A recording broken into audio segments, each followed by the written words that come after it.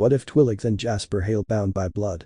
Twilight and its characters are the creation and property of Stephanie Meyer. This fan fiction is an original work inspired by her series and intended for entertainment purposes only. No copyright infringement is intended, and I do not claim ownership of any characters, settings, or concepts from the Twilight universe. This story is purely a product of my imagination and is not intended for commercial use. Carlisle Cullen, an exceptionally skilled surgeon, Carlisle is overqualified for the small-town clinic in Forks. His calm exterior and dedication to helping others mask a more ambitious side. Carlisle's desire for control and power is subtle but undeniable, influencing his decisions and interactions with the family. Esme Cullen, a talented designer running a successful online business, Esme appears warm and nurturing, but is quietly struggling with her role in the family.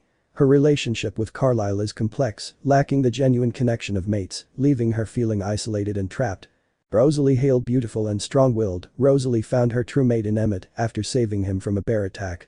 She enjoys working on cars and values her independence, though she remains somewhat detached from the family's internal conflicts.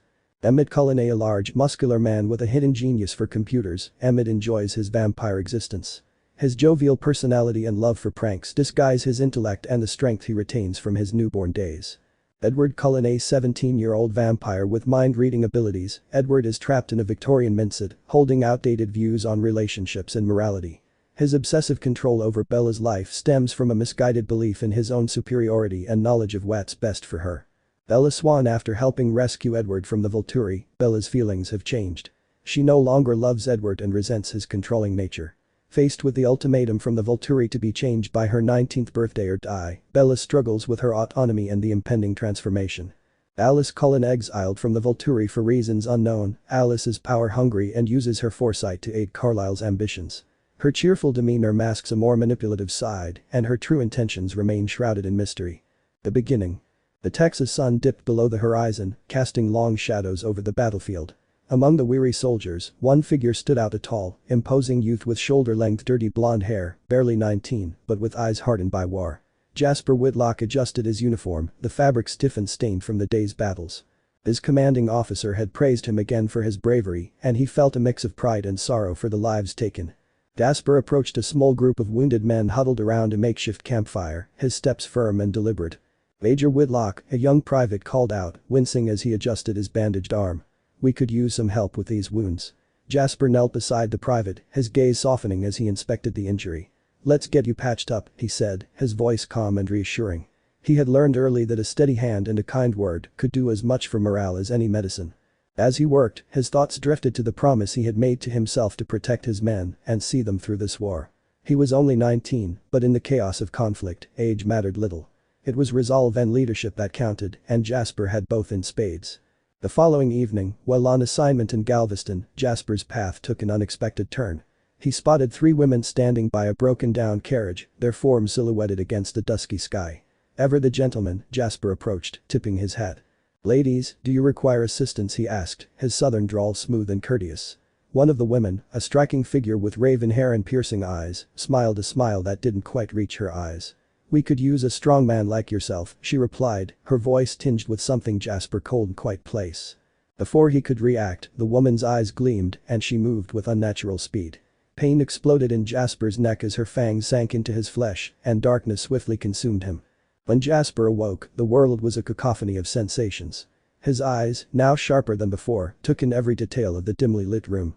He could hear the distant rustle of leaves, the faint whispers of the wind. The taste of blood lingered on his tongue, rich, metallic, intoxicating. Maria stood before him, her gaze appraising. "Welcome to your new life," she said, her tone both commanding and condescending. "I've chosen you to lead my army." Jasper struggled to his feet, his body protesting the transformation. What am I?" he rasped, his throat raw. "A vampire," Maria replied with a predatory smile. "And an empath, it seems. You'll soon learn how valuable that makes you." As the days turned into weeks, Jasper's new abilities manifested with startling intensity. He could sense the emotions of those around him, a turbulent storm of fear, anger, and pain. Maria trained him ruthlessly, exploiting his empathic gift to control and manipulate her growing army. Years passed in a blur of bloodshed and warfare, until one fateful night when the Volturi descended upon Maria's camp. The air crackled with tension as Arrow, flanked by his guards, surveyed the scene with cold detachment. "Maria," Arrow intoned, his voice echoing with ancient authority. "You have drawn too much attention to our kind. In the ensuing battle, Maria was destroyed, her ambitions reduced to ashes. Jasper, along with Peter and Charlotte, was captured and brought before the Volturi. The trial was swift and brutal. Jasper stood tall in the ornate chamber, his expression a mask of stoic defiance. Arrow's gaze bore into him, curious and calculating. "For your crimes against our kind," Arrow declared, "you are sentenced to servitude. Peter and Charlotte will serve 100 years each. You, Jasper, will serve 275 years. Jasper clenched his fists, the weight of the sentence settling heavily on his shoulders. "I accept," he said, his voice steady. "It'll serve their time as well as mine." Arrow's lips curled into a semblance of a smile. "Very noble. You will serve with the Volturi Guard until your sentence is complete. Fail, and you will face the ultimate penalty." The years of servitude with the Volturi hardened Jasper further, yet he found unexpected camaraderie with some of the guards. Felix, in particular, became a reliable ally, sharing tales of battles and victories. One September evening, Arrow summoned Jasper to his private chamber. The flickering candlelight cast eerie shadows on the ancient walls as Arrow laid out a new directive. "An old friend of mine, Carlisle Cullen, requires a bodyguard for his coven," Arrow explained, his tone casual. "You will go to Forks and serve him. The terms are non-negotiable." Jasper nodded, understanding the gravity of this new assignment. "What are the conditions?" "Monthly reports via email," Arrow replied, a glint of amusement in his eyes. "Every 3 months, you will meet with a superior for evaluation. You may maintain your diet, but your feeding territory is limited to Washington." Jasper accepted the terms without protest. This new chapter in his life, though fraught with uncertainty, offered a glimmer of hope. Perhaps, in serving the Cullens, he might find a semblance of redemption, a way to reconcile the man he had been with the vampire he had become. As Jasper prepared to depart for Forks, he stood before a mirror, his reflection a stark reminder of his journey. The tall, handsome man staring back at him bore the scars of war and transformation, yet his dimples softened his hardened visage. If anyone could make him smile, those dimples could still melt hearts. With a final glance, Jasper donned his coat and stepped into the night, ready to face the unknown. His past was a shadow he could not escape, but perhaps, just perhaps, the future held a glimmer of light. Chapter 1: Arrival in Seattle. Jasper's plane landed smoothly on the tarmac of Seattle-Tacoma International Airport. The evening sky was a blanket of deep purples and blues, the city lights flickering like stars in the distance. Jasper, standing at an imposing 67, disembarked the aircraft with an air of quiet reservation. His shoulder-length dirty blonde hair fell gently over his eyes, which, if anyone had dared to look into, held a depth of pain and wisdom few could fathom. Jasper paused at the terminal, letting the wave of emotions from the bustling airport wash over him. Despite the crowd, he felt an acute sense of loneliness. His empathic abilities had always been a double-edged sword. They allowed him to connect with others, but also made him painfully aware of his isolation. As he exited the airport, he pulled out his phone and tapped on the screen, searching for a nearby hotel. Finding a modest yet comfortable place, Jasper made his way to a cab. "Where to, sir?" asked the driver, a middle-aged man with a friendly smile. "Take me to the Renaissance Hotel downtown," Jasper replied, his voice soft but firm. He leaned back in his seat, staring out at the twinkling lights of the city as the cab drove through the streets of Seattle. Arriving at the hotel, Jasper checked in swiftly and went up to his room. It was tastefully decorated, with a view overlooking the bustling streets below. He sat by the window, contemplating his mission and the new life he was about to step into. The Cullen family awaited him in Forks, but he had a few matters to handle in Seattle first. He opened his laptop and began drafting his first email report to Arrow, fulfilling his obligation to keep the Volturi informed. Jasper found himself restless as the clock neared midnight. The city's nocturnal energy pulsed beneath his skin, and he decided to take a walk along the Seattle pier, the cool night air brushing against his face. The pier was alive with late-night revelers, but Jasper's focus was singular. The scent of fresh, untainted human blood called to him. The pier allowed Jasper to avoid unwanted attention and seek out some of the criminal elements he preferred to feed on. His eyes scanned the crowd until he spotted a man walking into the shadows following another unknown person. Jasper approached silently, his movements a blur in the dim light. The man turned, eyes widening in alarm. "Hey, you mind your own business." In an instant, Jasper's teeth sank into the man's neck, silencing him. The rush of warm blood filled his senses, invigorating his strength. As the man's heartbeat slowed, Jasper found a dumpster in the shadows and left his prey hidden amongst the refuse. Jasper wiped his mouth clean and disappeared into the shadows, the city's lights fading behind him as he returned to his hotel. The following day, Jasper emerged from the hotel to a typical Seattle overcast sky, a perfect day for a vampire to move about unnoticed. He decided it was time to prepare for his stay in Forks. Pulling on a pair of worn jeans and a button-down shirt, he left the hotel and headed to a nearby dealership. At the Ford dealership, Jasper walked through the lot, his eyes settling on a classic Ford F-150. It was rugged, durable, and practical, everything he needed.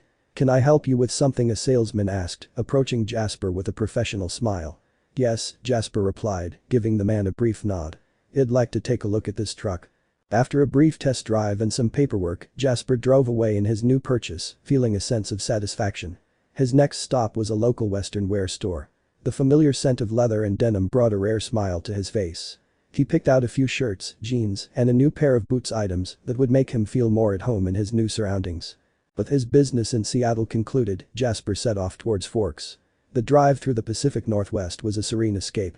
He kept the truck at a leisurely pace, savoring the forested landscape and the freedom it afforded him. For a moment, he let his mind wander back to his time in Texas, the open plains, and the warmth of the sun. But the memories were fleeting, replaced by the anticipation of meeting the Cullens. As the road narrowed and the trees thickened, Jasper could feel the change in atmosphere. Forks was drawing near, and with it, his new role as a member of the Cullen family. He wondered how they would react to him and what dynamics awaited him in their seemingly idyllic household. Jasper's truck rolled up the long driveway leading to the Cullen residence. The house emerged from the forest like a modern castle, sleek, angular, and surrounded by tall trees. He parked and took a moment to compose himself before stepping out. The front door opened, and Carlisle Cullen, a dignified man with an air of authority, greeted him with a polite smile. His presence was commanding, yet there was a glint of something colder beneath his compassed exterior. "Jasper, welcome," Carlisle said, extending a hand. "It's good to finally meet you." Jasper shook his hand, noting the firm grip. "Thank you, Dr. Cullen. It's an honor to be here." "Please, call me Carlisle," he replied, motioning for Jasper to follow him inside. The interior of the Cullen house was just as impressive as the outside, spacious and meticulously designed. Esme Cullen appeared from the kitchen, her expression warm but subdued, as if she carried a weight she could not share. "Jasper, this is my wife, Esme," Carlisle introduced. Esme extended her hand. "Welcome, Jasper. I hope y'all feel at home here." "Thank you, Esme," Jasper replied, sensing a depth of sadness in her that she tried to mask with a smile. As they moved into the living room, Jasper was introduced to the rest of the family. "Rosalie and Emmett," Carlisle said, gesturing to a stunning blonde woman and a towering, muscular man. Rosalie's beauty was striking, but there was a sharpness in her eyes. Emmett, in contrast, exuded an air of jovial strength, a broad grin splitting his face as he shook Jasper's hand. "Nice to meet you, man," Emmett said, his grip powerful. "Hope you like it here." "Thank you, Emmett," Jasper replied, smiling briefly. "And this is Edward," Carlisle continued, indicating a young man with bronze hair and a contemplative expression. Edward's gaze was intense, and Jasper felt a flicker of curiosity from him. "Jasper," Edward said with a nod. "Welcome." Jasper nodded in return, aware of the tension simmering beneath Edward's calm demeanor. "Lastly, Alice," Carlisle said, as a petite woman with spiky black hair and a knowing smile stepped forward. Her eyes sparkled with a mixture of mischief and calculation. "Hi, Jasper," Alice said, her voice cheerful yet edged with something darker. "We've heard a lot about you." "I hope it's all good," Jasper replied, his tone light but guarded. As the evening progressed, Jasper observed the dynamics within the Cullen family. Carlisle, despite his outward charm, had an underlying hunger for control and power. He was always calculating, eyes ever watchful, as if expecting something to slip from his grasp. Esme, on the other hand, seemed trapped in a life that didn't quite fit. Her attempts to create a nurturing home felt strained, and Jasper sensed her longing for a different reality. Rosalie Hale was the epitome of striking beauty, with her flawless features and long golden hair that shimmered like sunlight on a lake. Her eyes, a deep molten gold, held a fierce intensity that reflected her indomitable spirit. Beneath her stunning exterior lay a complex blend of pride and vulnerability, shaped by her tragic human past. Rosalie carried herself with a regal grace, her every movement calculated and elegant, but her sharp wit and often biting sarcasm revealed a protective shell honed over decades of guarding her heart. She was fiercely loyal to those she loved, particularly her mate Emmett, and her protective nature often masked a deep-seated yearning for the human experiences she could never have. Rosalie's strength wasn't just in her physical prowess, but in her unyielding determination and her relentless fight for those she held dear, making her both an invaluable ally and a formidable opponent. Emmett Cullen, with his towering frame and muscular build, exuded an aura of raw power tempered by a playful spirit. His curly, dark hair and broad, dimpled smile gave him a boyish charm, while his gleaming eyes, often twinkling with mischief, revealed a zest for life that had not dimmed even after decades as a vampire. Emmett's personality was characterized by a hearty, infectious laughter and an easygoing demeanor, making him the most approachable among the Cullens.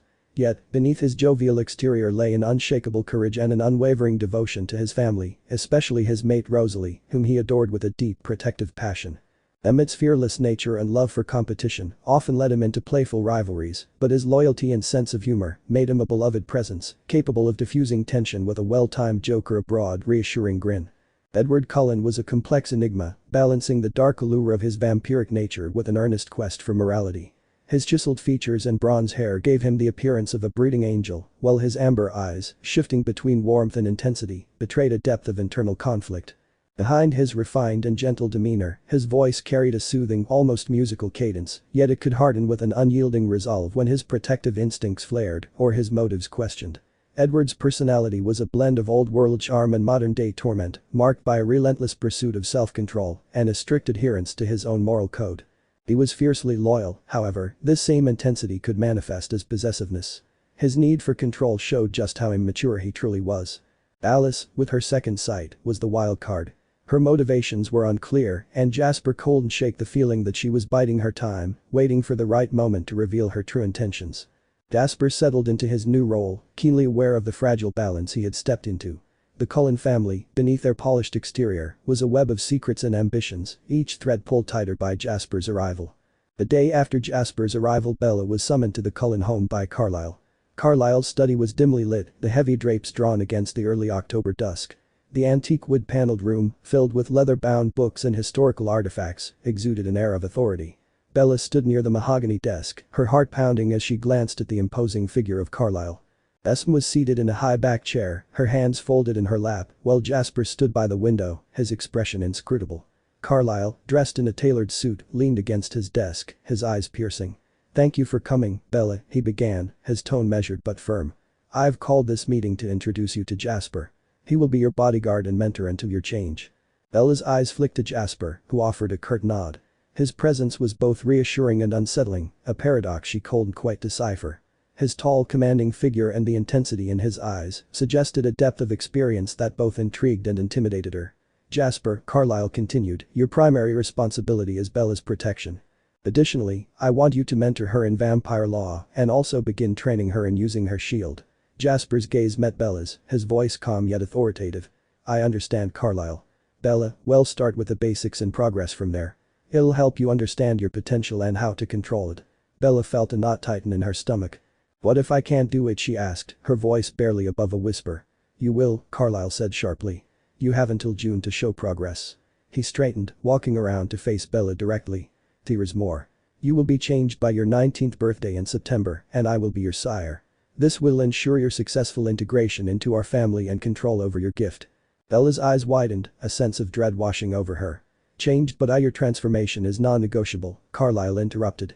"You will marry Edward in June, and after your change, you will participate in the mating ritual. You have no choice in this matter. You know of our existence and the Volturi will insist on your change or your death, and I will not let your gift be wasted," Carlisle added. Bella's mind raced, her thoughts a chaotic swirl of fear and desperation. "With Carlisle as my sire and Edward as my mate, I'll be a prisoner of the Cullen clan. Is there any way out of this? Thanks for the reviews. This is the first time I have tried to take a story from my imagination to paper. I truly hope you enjoy." Esme's quiet resolve. Later that evening, Esme retreated to her private workspace. The room was a sanctuary of sorts, filled with fabric samples, design sketches, and the glow of her computer screen. She had built a successful online interior decorating business, a venture that brought her a sense of accomplishment and escape. Yet tonight, her mind was elsewhere. She couldn't shake the look of fear in Bella's eyes or the cold determination in Carlisle's voice. Carlisle is up to something, Esme thought, her fingers tracing the edge of a design board. "I haven't figured it out yet, but I need to stay vigilant." Esme had always felt a sense of duty to protect those she cared about, even if it meant quietly defying Carlisle's wishes. The bond forged by his sirebite made outright rebellion difficult, but Esme had her ways. "I need to find a way to help Bella," she resolved. "But I must be careful." As she glanced at her plans for the holiday decorations, a pang of worry settled in her heart. The holiday supposed to be a time of joy, but with Carlisle's machinations and Bella's plight, it felt more like a looming storm. Alice's threat. In another part of the mansion, Alice paced her room, her eyes flashing with frustration. Her second sight had revealed troubling possibilities: Bella breaking up with Edward, leaving the family. It was a scenario Alice couldn't allow. She caught Bella alone in the hallway as Bella prepared to go home, her expression deceptively pleasant. "Bella, can we talk?" Bella nodded, a sense of unease creeping over her. Alice's voice dropped to a low, threatening whisper. "I know you're thinking about leaving Edward. But let me be clear, if you do, I will make sure your mother, stepfather, and father suffer. Stay with Edward, do what you're told, or else." Bella's face paled, her heart racing with fear. "You won't." "Oh, I would," Alice said, her smile never reaching her eyes. "Remember, Bella. You have no choice." A dinner date. Bella's classes felt like a chore the following day, Edward constantly at her side, and it not looking like she would get a chance at any privacy after classes. Bella was informed by Edward that he had planned a date for that evening, his meticulous nature evident in every detail. He had chosen an upscale restaurant, insisting on selecting Bella's meal a filet mignon paired with a merlet, despite the sommelier's suggestion that it didn't complement the dish. Before the date, Alice had descended upon Bella, treating her like a doll. "This dress will look perfect on you," she declared, holding up a silk gown that clung to Bella's form in ways that made her uncomfortable. I don't think Bella started to protest, but Alice waved her objections aside. "Nonsense. You'll look stunning for Edward," Alice insisted, pushing her into the dressing room. As Bella emerged, she felt like a stranger in her own skin. Alice had styled her hair in loose waves and applied makeup that accentuated her features more than she was used to. Edward greeted her with a smile, his eyes lighting up with approval. "You look beautiful, Bella." The evening unfolded with Edward controlling every aspect, from the wine to the conversation topics. Bella felt suffocated, her desire for autonomy clashing with Edward's overbearing attention. As they drove home, Bella's mind wandered to Jasper and the training ahead. "Perhaps there is still hope," she thought. "Maybe I can find a way out before it's too late." Escape to school. In the days that followed, Bella found herself waking early, leaving for school before Edward could insist on accompanying her. These solitary mornings became a refuge, a brief respite from his constant presence. She would drive to the community college, park in a secluded corner, and allow herself a few moments of peace. On one such morning, Bella took a detour, returning to her house instead. Charlie was in the kitchen, pouring coffee, when she walked in. "Hey, kid," he greeted her, surprised. "What brings you home so early?" Bella sat down, her hands trembling slightly. "I just need a break from Edward," she said quietly. "He becomes more and more overbearing every day. He doesn't know how to take no for an answer." Charlie looked at Bella intently, not sure what to say. Handing Bella a cup of coffee with a shrug of his shoulder. "Not sure what to tell you on this one, Bells. When you're ready, I am here." Jasper's room. Jasper's room in the Cullen mansion was a sanctuary of calm amid the ongoing chaos. The decor reflected his long and tumultuous history: dark wood furniture, a vintage leather armchair, and a collection of old books on war strategy and vampire lore. Military memorabilia, including medals and old photographs, adorned the walls, telling tales of battles fought and victories won. The faint smell of aged parchment lingered in the air, mingling with the scent of pine from the forest outside the window. Jasper sat at his desk, a map of forks spread out before him. He traced routes and points of interest, mentally preparing for any threats that might emerge. His thoughts, however, were not solely on the map. They often wandered to Bella, the intriguing young woman he had been tasked to protect and train. Jasper's thoughts on Bella. Meeting Bella for the first time had been a revelation. Her beauty was striking, not in an overpowering way, but in the subtle radiance of her presence. Her eyes, filled with both vulnerability and determination, had captivated him instantly. "She's more than just Edward's girlfriend," Jasper mused. "There's a strength in her, a resilience that Carlyle is eager to exploit." He had to hide his feelings, though. It wouldn't do to show how deeply he was affected by her. His job was to train her shield and ensure she could control it when she transformed. But he couldn't help the protectiveness he felt, a burgeoning bond that grew stronger each day they spent together. Training Bella's shield. Over the past few days, Jasper and Bella had been working diligently on her shield. In the expansive living room, they practiced daily, with Bella focusing intently, her brow furrowing in concentration. Jasper would project various emotions toward her: fear, anger, joy, testing her ability to block them. "All right, Bella," Jasper instructed, his voice calm but firm.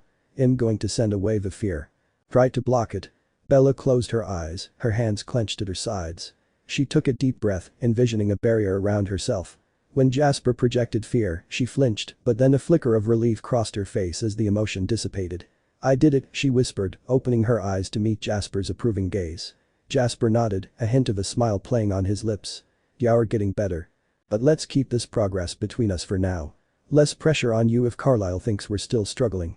Bella nodded, her eyes filled with gratitude. "Thank you, Jasper. I appreciate you helping me." Jasper's smile widened slightly. "We're in this together, Bella. We'll figure it out."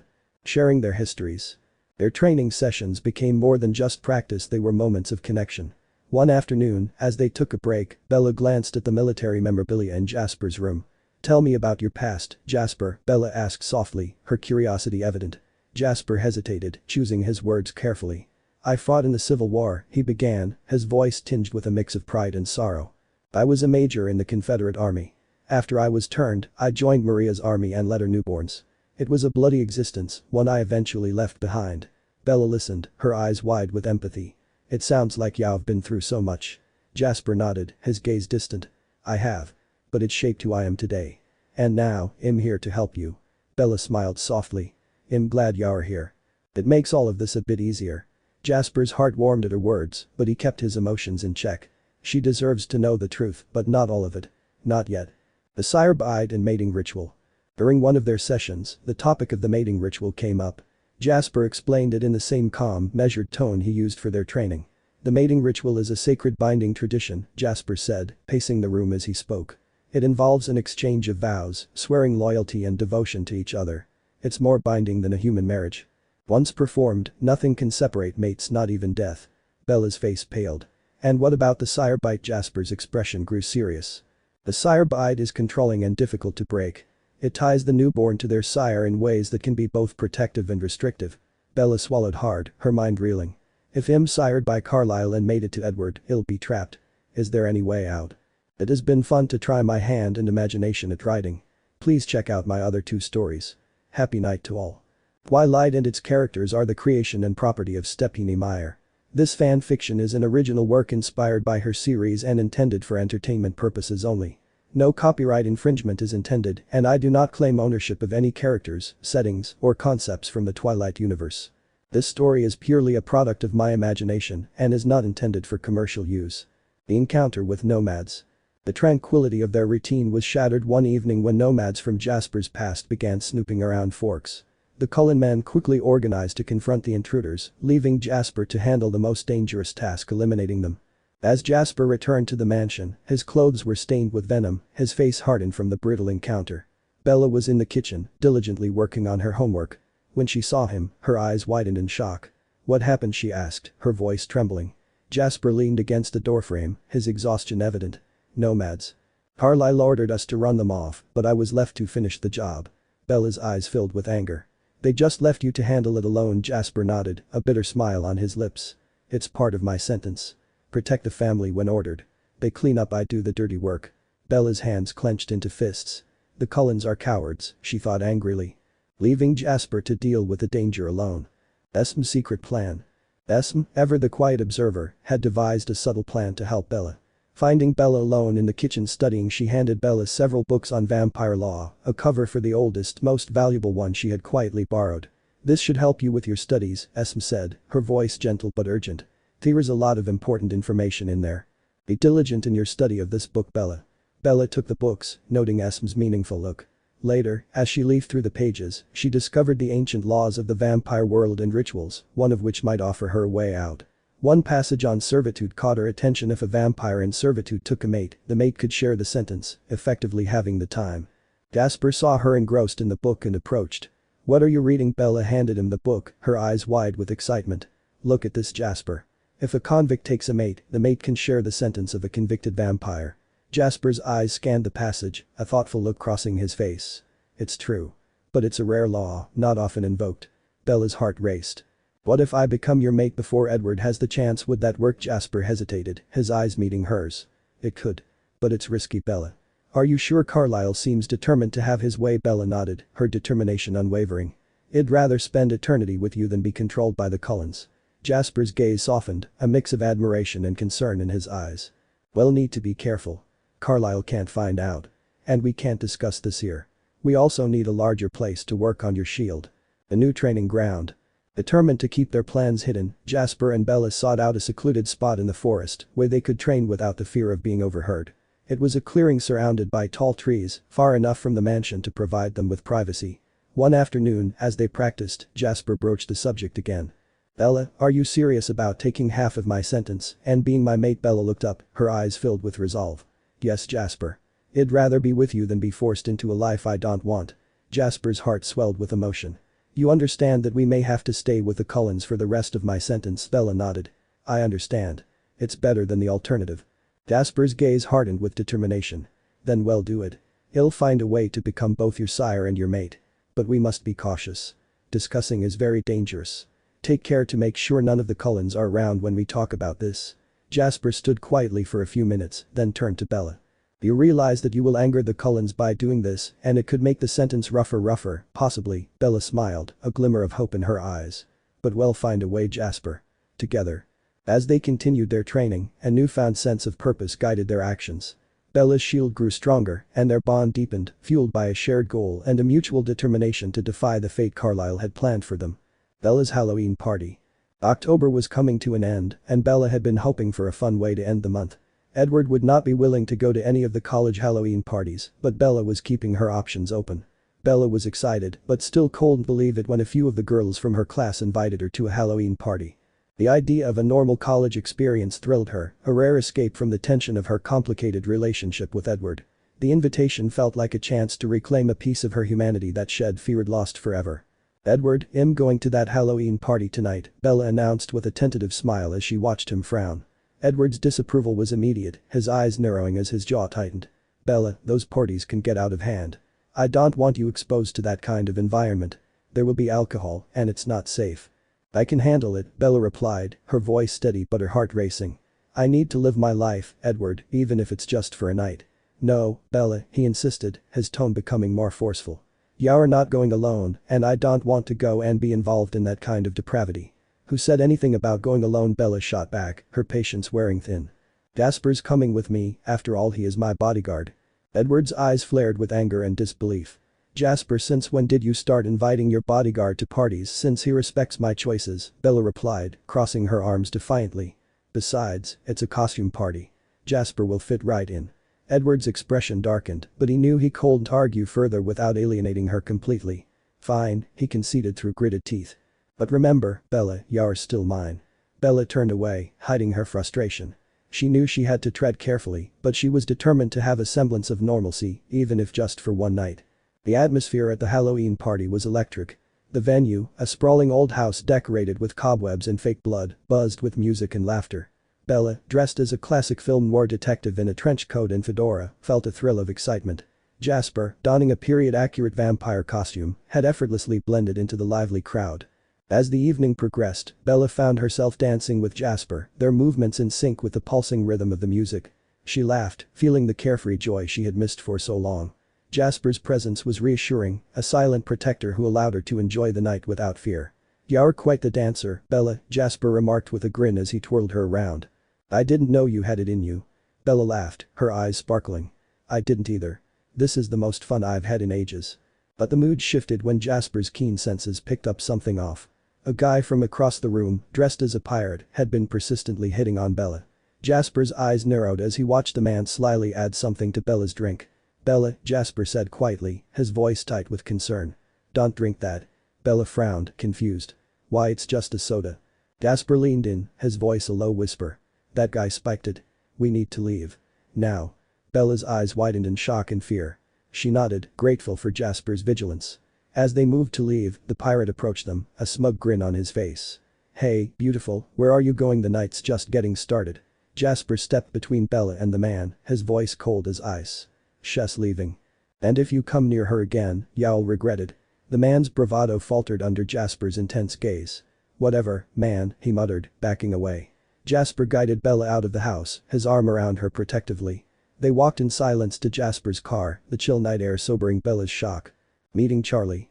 When they arrived at the Swan house, Jasper helped Bella to the door. Her legs felt like jelly from the adrenaline and the lingering effects of alcohol. Are you sure you're okay? Jasper asked, his voice gentle now, his earlier anger replaced by concern. Bella nodded, though her eyes were filled with unshed tears. I don't know. Thank you, Jasper. For everything. The door opened, and Charlie stood there, his face etched with worry and confusion. Bella, what's going on? Wo's this, Dad? This is Jasper. Has been helping me tonight, Bella said, her voice trembling. There was a guy at the party. He tried to drug me. Charlie's eyes darkened with anger, his protective instincts flaring. What, are you okay? Did you call the police? We didn't need to, Jasper interjected calmly. I handled it. But I thought it best to bring her home. She's safe now. Charlie's gaze shifted to Jasper, assessing him. You did the right thing. Thank you. It's pretty late, why don't you stay the night, make sure Bella's okay in the morning. Jasper hesitated, but a glance at Bella's pleading eyes convinced him. If you're sure, Mr. Swan. Call me Charlie, he said, stepping aside to let them in. And yeah, I'm sure. You can take the guest room. Jasper nodded, leading Bella inside. As Charlie showed Jasper to the guest room, Bella felt a wave of gratitude and relief wash over her. Jasper's presence had saved her from a potentially terrible situation, and his unwavering support gave her a sense of security she desperately needed. Chapter 5. Edward's Anger. The next morning, Bella woke to find Jasper sitting at the kitchen table, a cup of coffee in front of him. He looked up as she entered, offering a small smile. Morning, he said. How are you feeling? Better, Bella replied, rubbing her temples. Thank you, Jasper. I don't know what I would have done without you. You don't have to thank me, he said gently. I'm just glad you're okay. Their conversation was interrupted by the shrill ring of Jasper's phone. He glanced at the screen, his expression hardening as he answered. Edward. Bella could hear Edward's voice, loud and angry, even from across the room. Why didn't you bring Bella to the house last night? You know I wanted her to stay with me. Jasper's voice remained calm, but there was an edge to it. Bella was in danger. I brought her to the safest place I could think of, her home. Where she's surrounded by people who care about her. You disobeyed Carlisle's orders. Edward snapped. She was supposed to be under our protection. Yes, she is my charge, and I made the call, Jasper retorted, his patience wearing thin. I did what I had to do to keep her safe. If you want to take it up with Carlisle, go ahead. But my priority was Bella's safety, and it will always be. Edward's response was a low, furious growl. This isn't over, Jasper. Not by a long shot. Jasper hung up, his jaw clenched as he looked at Bella. I'm sorry, Bella. I didn't mean to make things more complicated. Bella shook her head, her eyes softening. You did what was right, Jasper. I'm grateful for that. Don't let Edward make you feel otherwise. Jasper's tension eased slightly at her words, and he offered her a reassuring smile. Thanks, Bella. We'll get through this. Together. Bella nodded, a sense of determination settling over her. With Jasper by her side, she felt ready to face whatever challenges lay ahead, knowing that she had someone who truly understood her and was willing to fight for her safety and happiness. They would spend the day training and building the strength of her shield, not bothered currently by the pressure that came from the direction of the Cullens.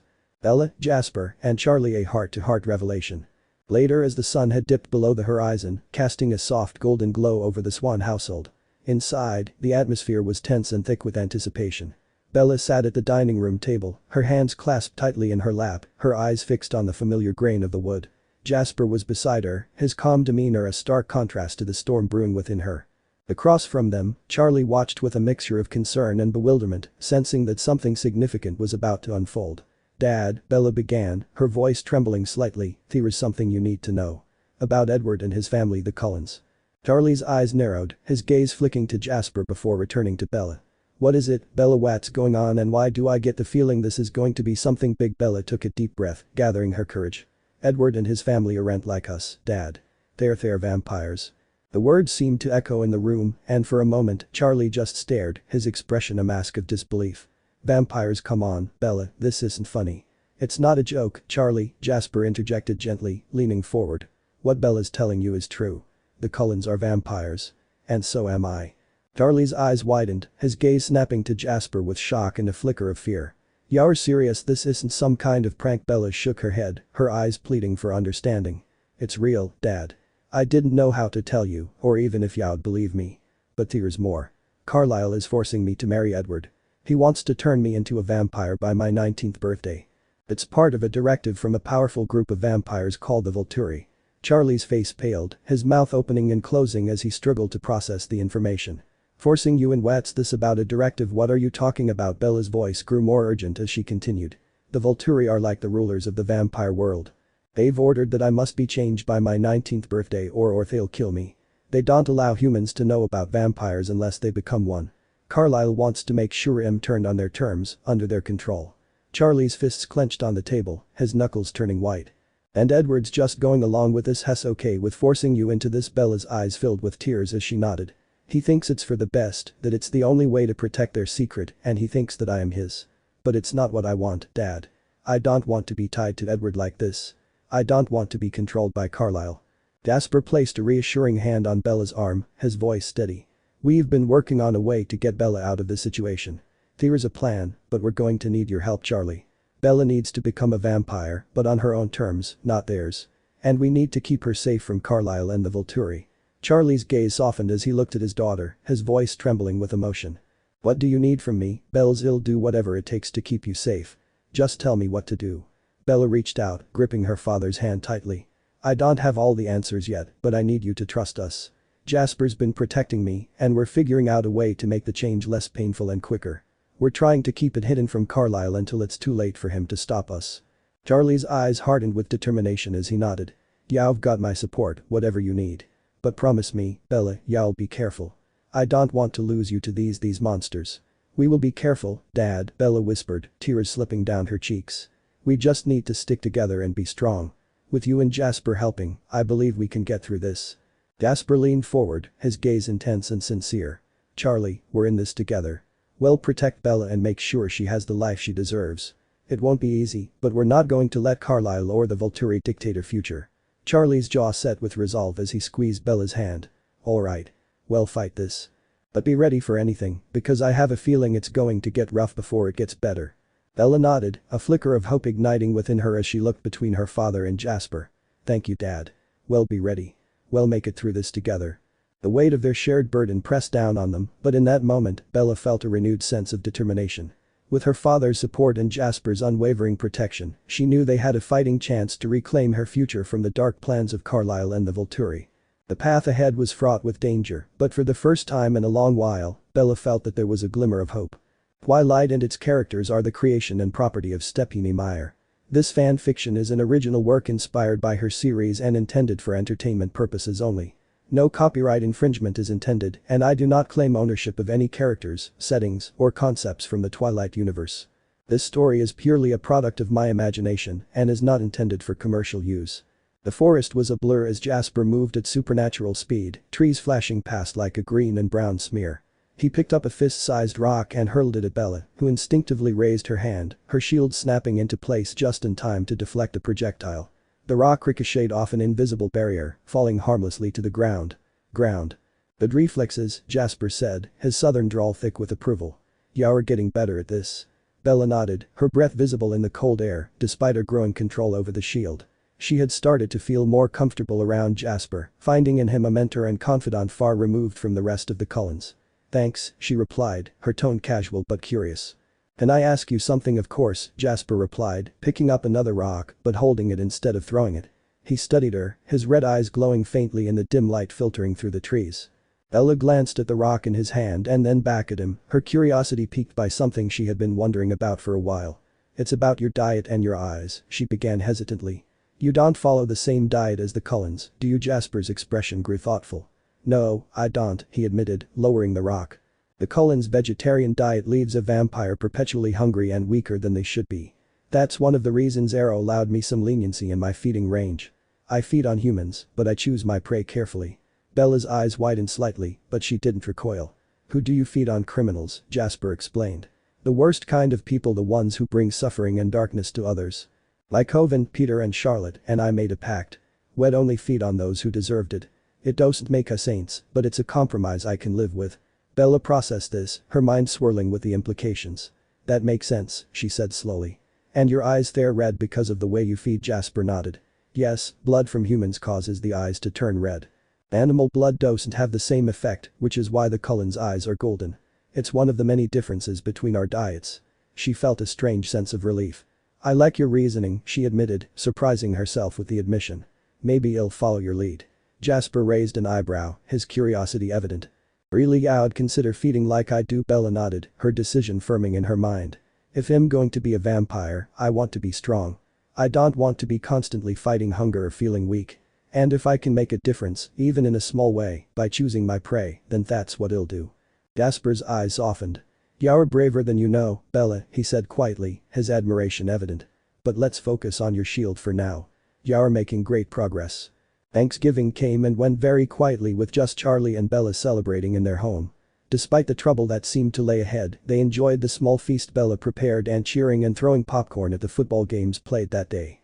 It was for them the perfect way to celebrate the day. The semester finals loomed large over Bella's life, but they provided a welcome distraction from the chaos surrounding her. She spent more time at home with her father, Charlie, much to Edward's chagrin. The tension between them culminated in a heated argument one evening. "I don't see why you need to be here so much," Edward said, his voice tight with frustration. "You're supposed to be with me." Bella stood her ground, her eyes flashing. "I need to study, Edward. Finals are important to me and I want to spend time with my dad. Can't you understand that?" Edward's expression darkened. "You're avoiding me." "Maybe I am," Bella shot back, her patience wearing thin. "But this is my life, Edward. I need space." The argument left her feeling drained, but being at home brought a sense of normalcy. She and Charlie decorated the house for the Christmas holidays, stringing lights outside and adorning the tree with cherished ornaments. They watched their favorite Christmas movies together, laughing at the same old jokes, and spent hours baking cookies, the kitchen filled with the warm, spicy scent of gingerbread. One evening, while they were both sitting at the dining table, Bella pulled out the ancient law book that Esme had borrowed to her.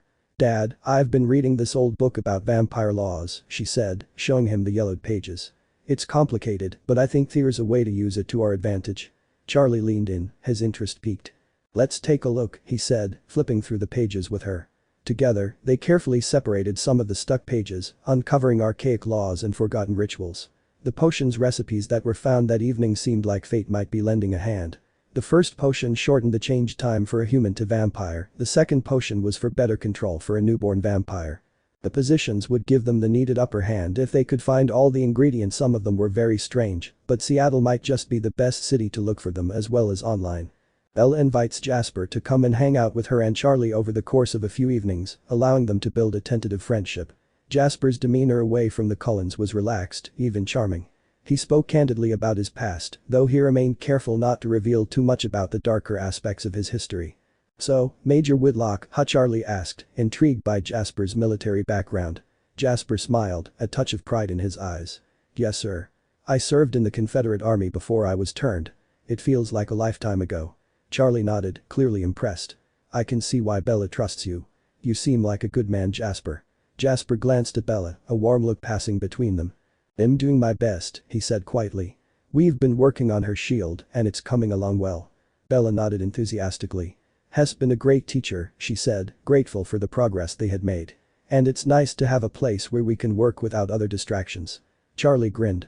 "You're welcome here anytime, Jasper." Charlie paused for a moment, then asked Jasper, "There is just one thing don't understand why you told me," he said, "vampires, the Volturi, this whole thing is dangerous.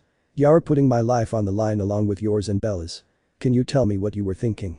Bella took a deep breath, her eyes softening as she stepped forward.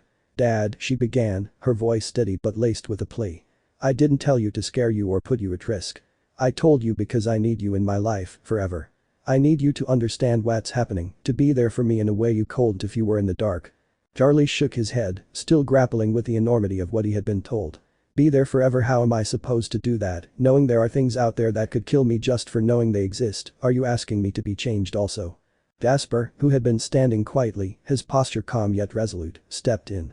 "Charlie," he said, his voice carrying a quiet authority. "There's more to this than just the danger. Bella has a gift, a shield that protects us.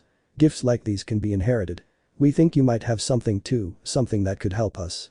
Charlie's frown deepened, a skeptical look crossing his face. "You think I have some sort of vampire power? That sounds ridiculous."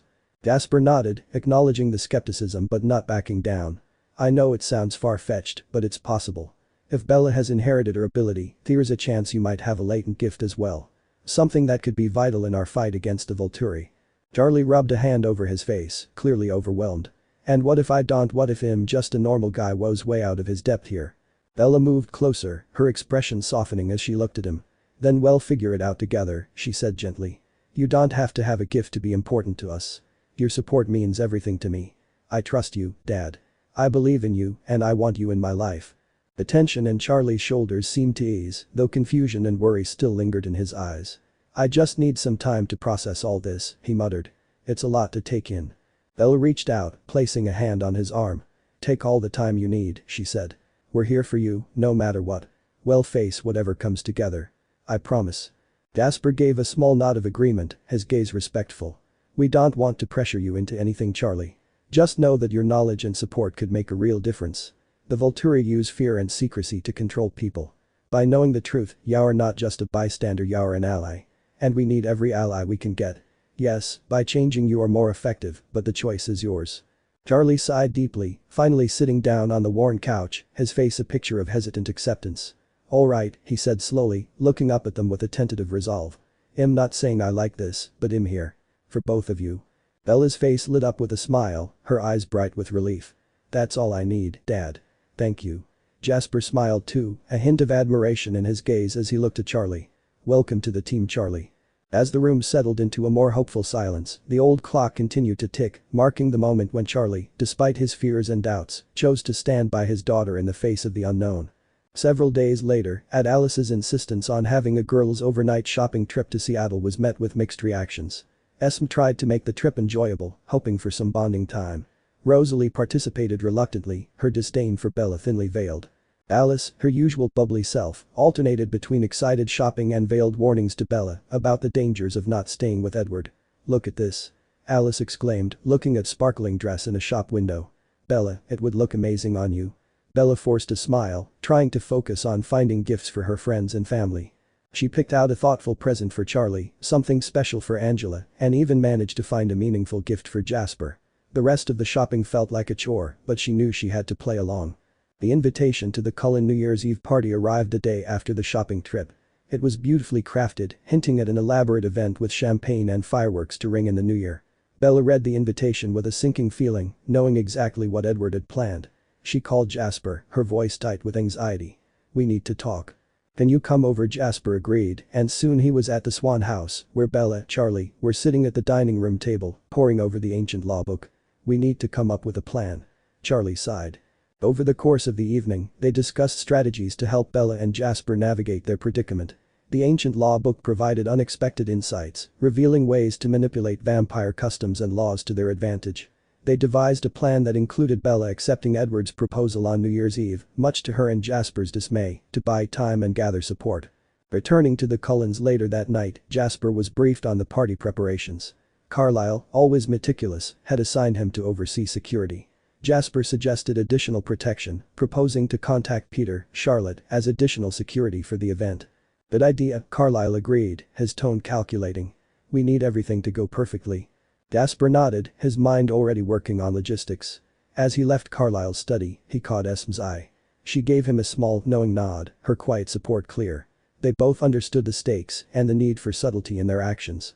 As the days passed, Bella continued her shield training with Jasper at Charlie's house, the bond between them strengthening with each passing session. They practiced diligently, both aware that the coming weeks would test their resolve and their trust in each other. The ancient law book remained a constant companion, its secret slowly unraveling in their hands. And so, as the new year approached, the stage was set for accepting an engagement to Edward that would challenge everything Bella and Jasper were fighting for. The shadows of their pasts intertwined with the fragile hope of a future free from the constraints of the Cullens, and together, they prepared to face whatever lay ahead.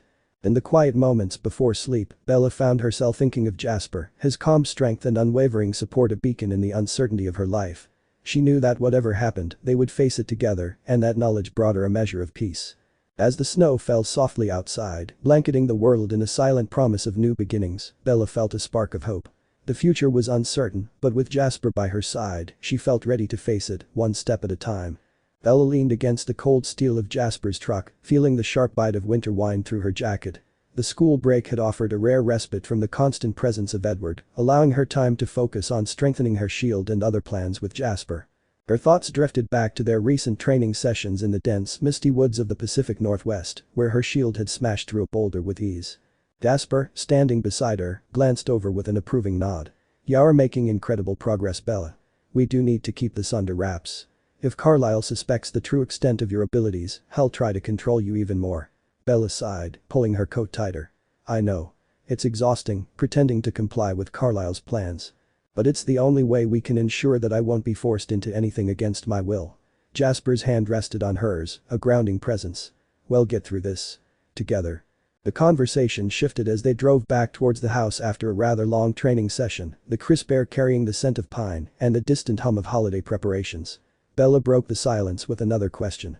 "Jasper, why is Carlisle insisting on so much security for a simple New Year's Eve party?" Jasper's gaze darkened slightly.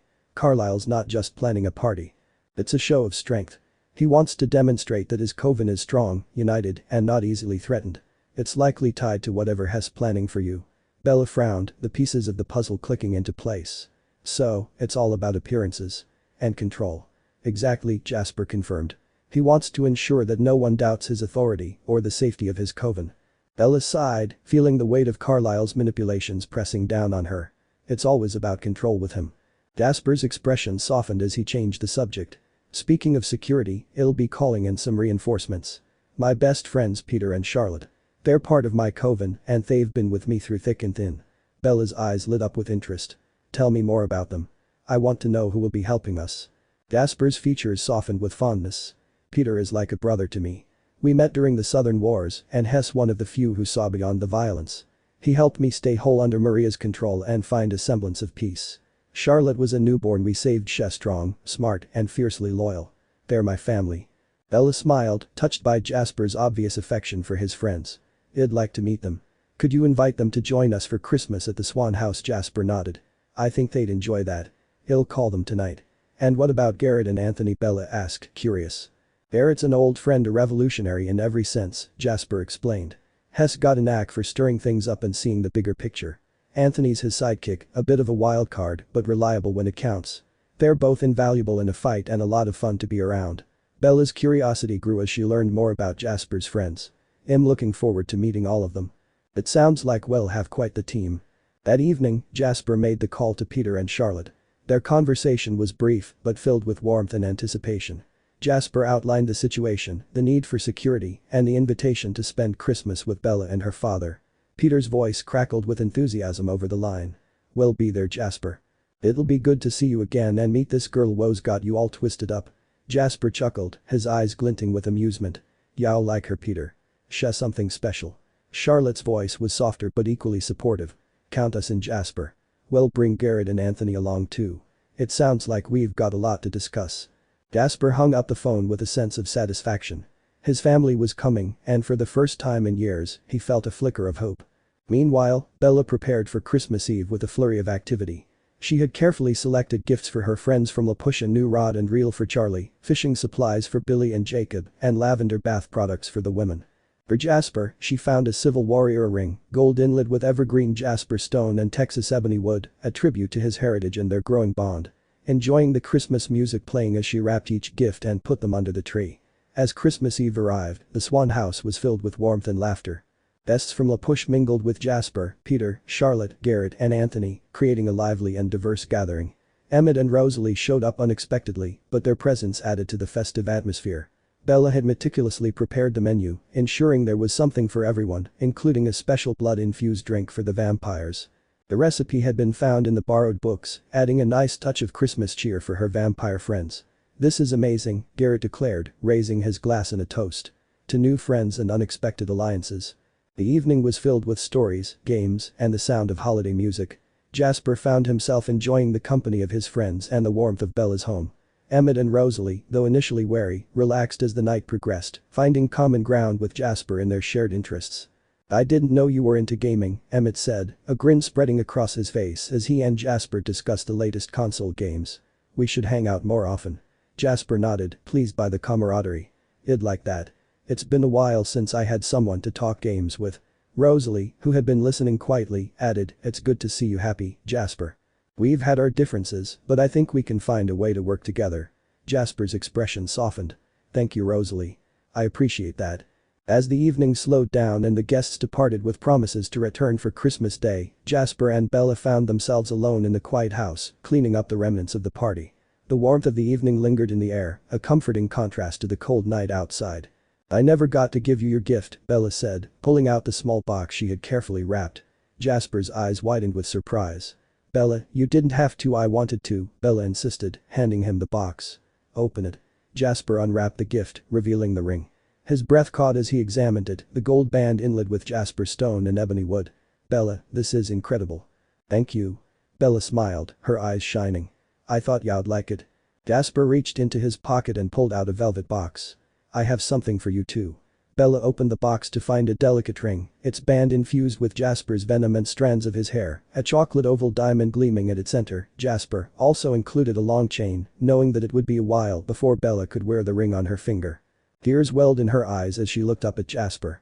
It's beautiful, Bella whispered, overcome with emotion. Thank you, Jasper. They exchanged their gifts in the quiet of the night, their bond deepening as they shared a moment of unspoken understanding and affection. The next morning, the Swan house buzzed with anticipation as guests returned to open presents and share breakfast. Conversations about how to protect Bella and Jasper from Carlisle's schemes filled the air, but there was also laughter and the warmth of friendship. At the Cullen house, however, the mood was starkly different. Edward brooded over Bella's absence, his anger at being excluded from her plans evident in every tense line of his body. His frustration at spending Christmas Eve without Bella while she celebrated with her friends from LaPush and Jasper's family only fueled his determination to bind her to him through his New Year's Eve proposal. Jasper and Bella, aware of the challenges that lay ahead, faced the future with a newfound sense of hope and resilience. Surrounded by friends and allies, they were ready to confront whatever Carlisle had in store, confident in their bond and their shared resolve. 2 days after Christmas. The Swan home was unusually silent, the festive decorations contrasting starkly with the tension hanging in the air. Bella was upstairs, trying to stave off the creeping anxiety that had become her constant companion since Edward and Alice's unexpected visit that morning. She paced her room, casting a baleful glance at the hideous dress Alice had picked out for her. The door creaked open, and Alice breezed in with her usual chipper demeanor. "Come on, Bella. It's just one date. You'll have a great time, I promise." Bella stopped pacing and faced Alice, her eyes hard.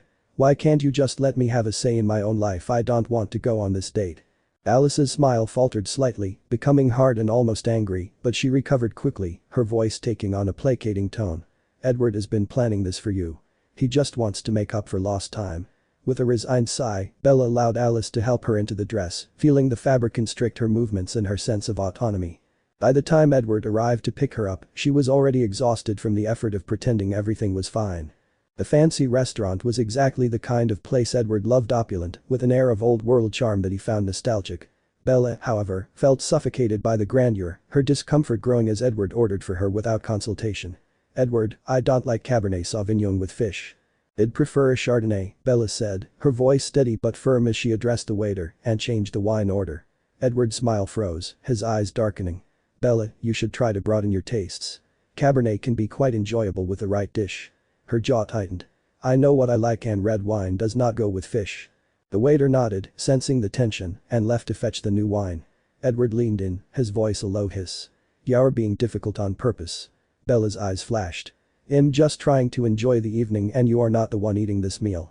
"Why does that have to be a problem?" The dinner continued in strained silence, Bella's irritation simmering just beneath the surface. When they arrived at the show house, her patience snapped entirely.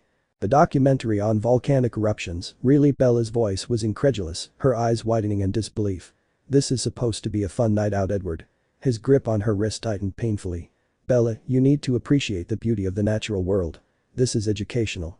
Her skin paled, but her voice was defiant. "I don't need you to teach me how to appreciate things. I'm leaving." She wrenched her wrist free and began to walk away, her heart pounding. Edward's grip returned, harsher this time, and she winced as his fingers dug into her flesh.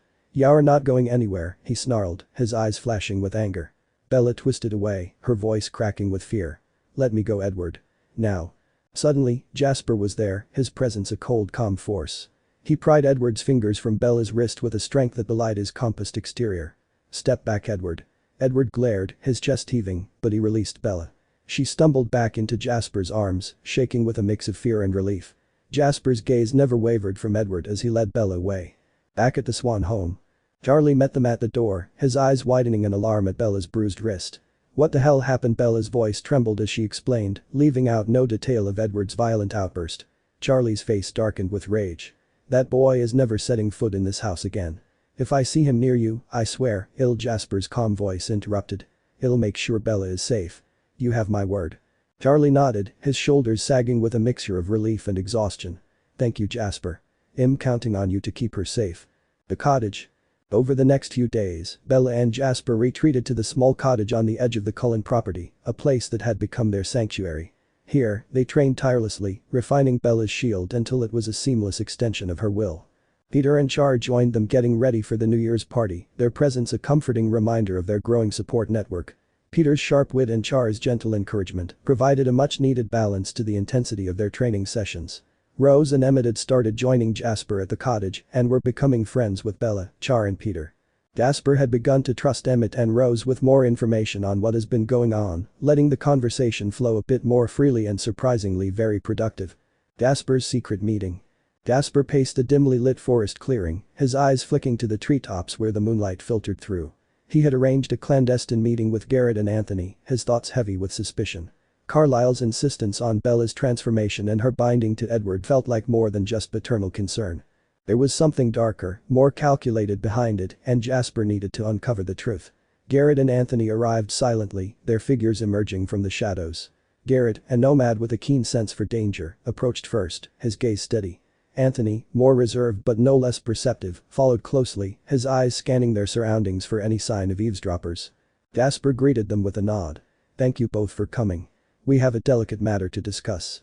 Garrett crossed his arms, his curiosity piqued. "What's this about, Jasper? You sounded pretty urgent." Jasper took a deep breath, his eyes meeting theirs with a determined glint. "It's about Carlisle. I believe Hess planning something with Bella and Edward. His push to have Bella transformed and mated to Edward isn't just about family or romantic ideals. There is a larger, more sinister motive at play." Anthony's brows furrowed. "Are you sure, Jasper? Carlisle's always been about keeping the family together. What makes you think this is different?" Jasper's voice lowered, a note of caution threading through. "I've seen patterns in Carlisle's behavior, his insistence on certain actions that don't add up to simple concern. Hess been seeking powerful and gifted vampires, and Bella's transformation fits too neatly into his plans. I need you both to find out who Carlisle's allies are and what exactly Hess planning. This needs to be done quietly, without arousing suspicion." Barrett exchanged a look with Anthony, a silent agreement passing between them. "We'll do it, Jasper. We'll dig into Carlisle's connections and see what we can uncover. But this won't be easy. Carlisle's respected, and his network is extensive. We'll have to tread carefully." Jasper nodded, his expression grim but resolute. "I understand. Keep in touch with me only on this. If Carlisle gets wind of what we're doing, it could jeopardize everything."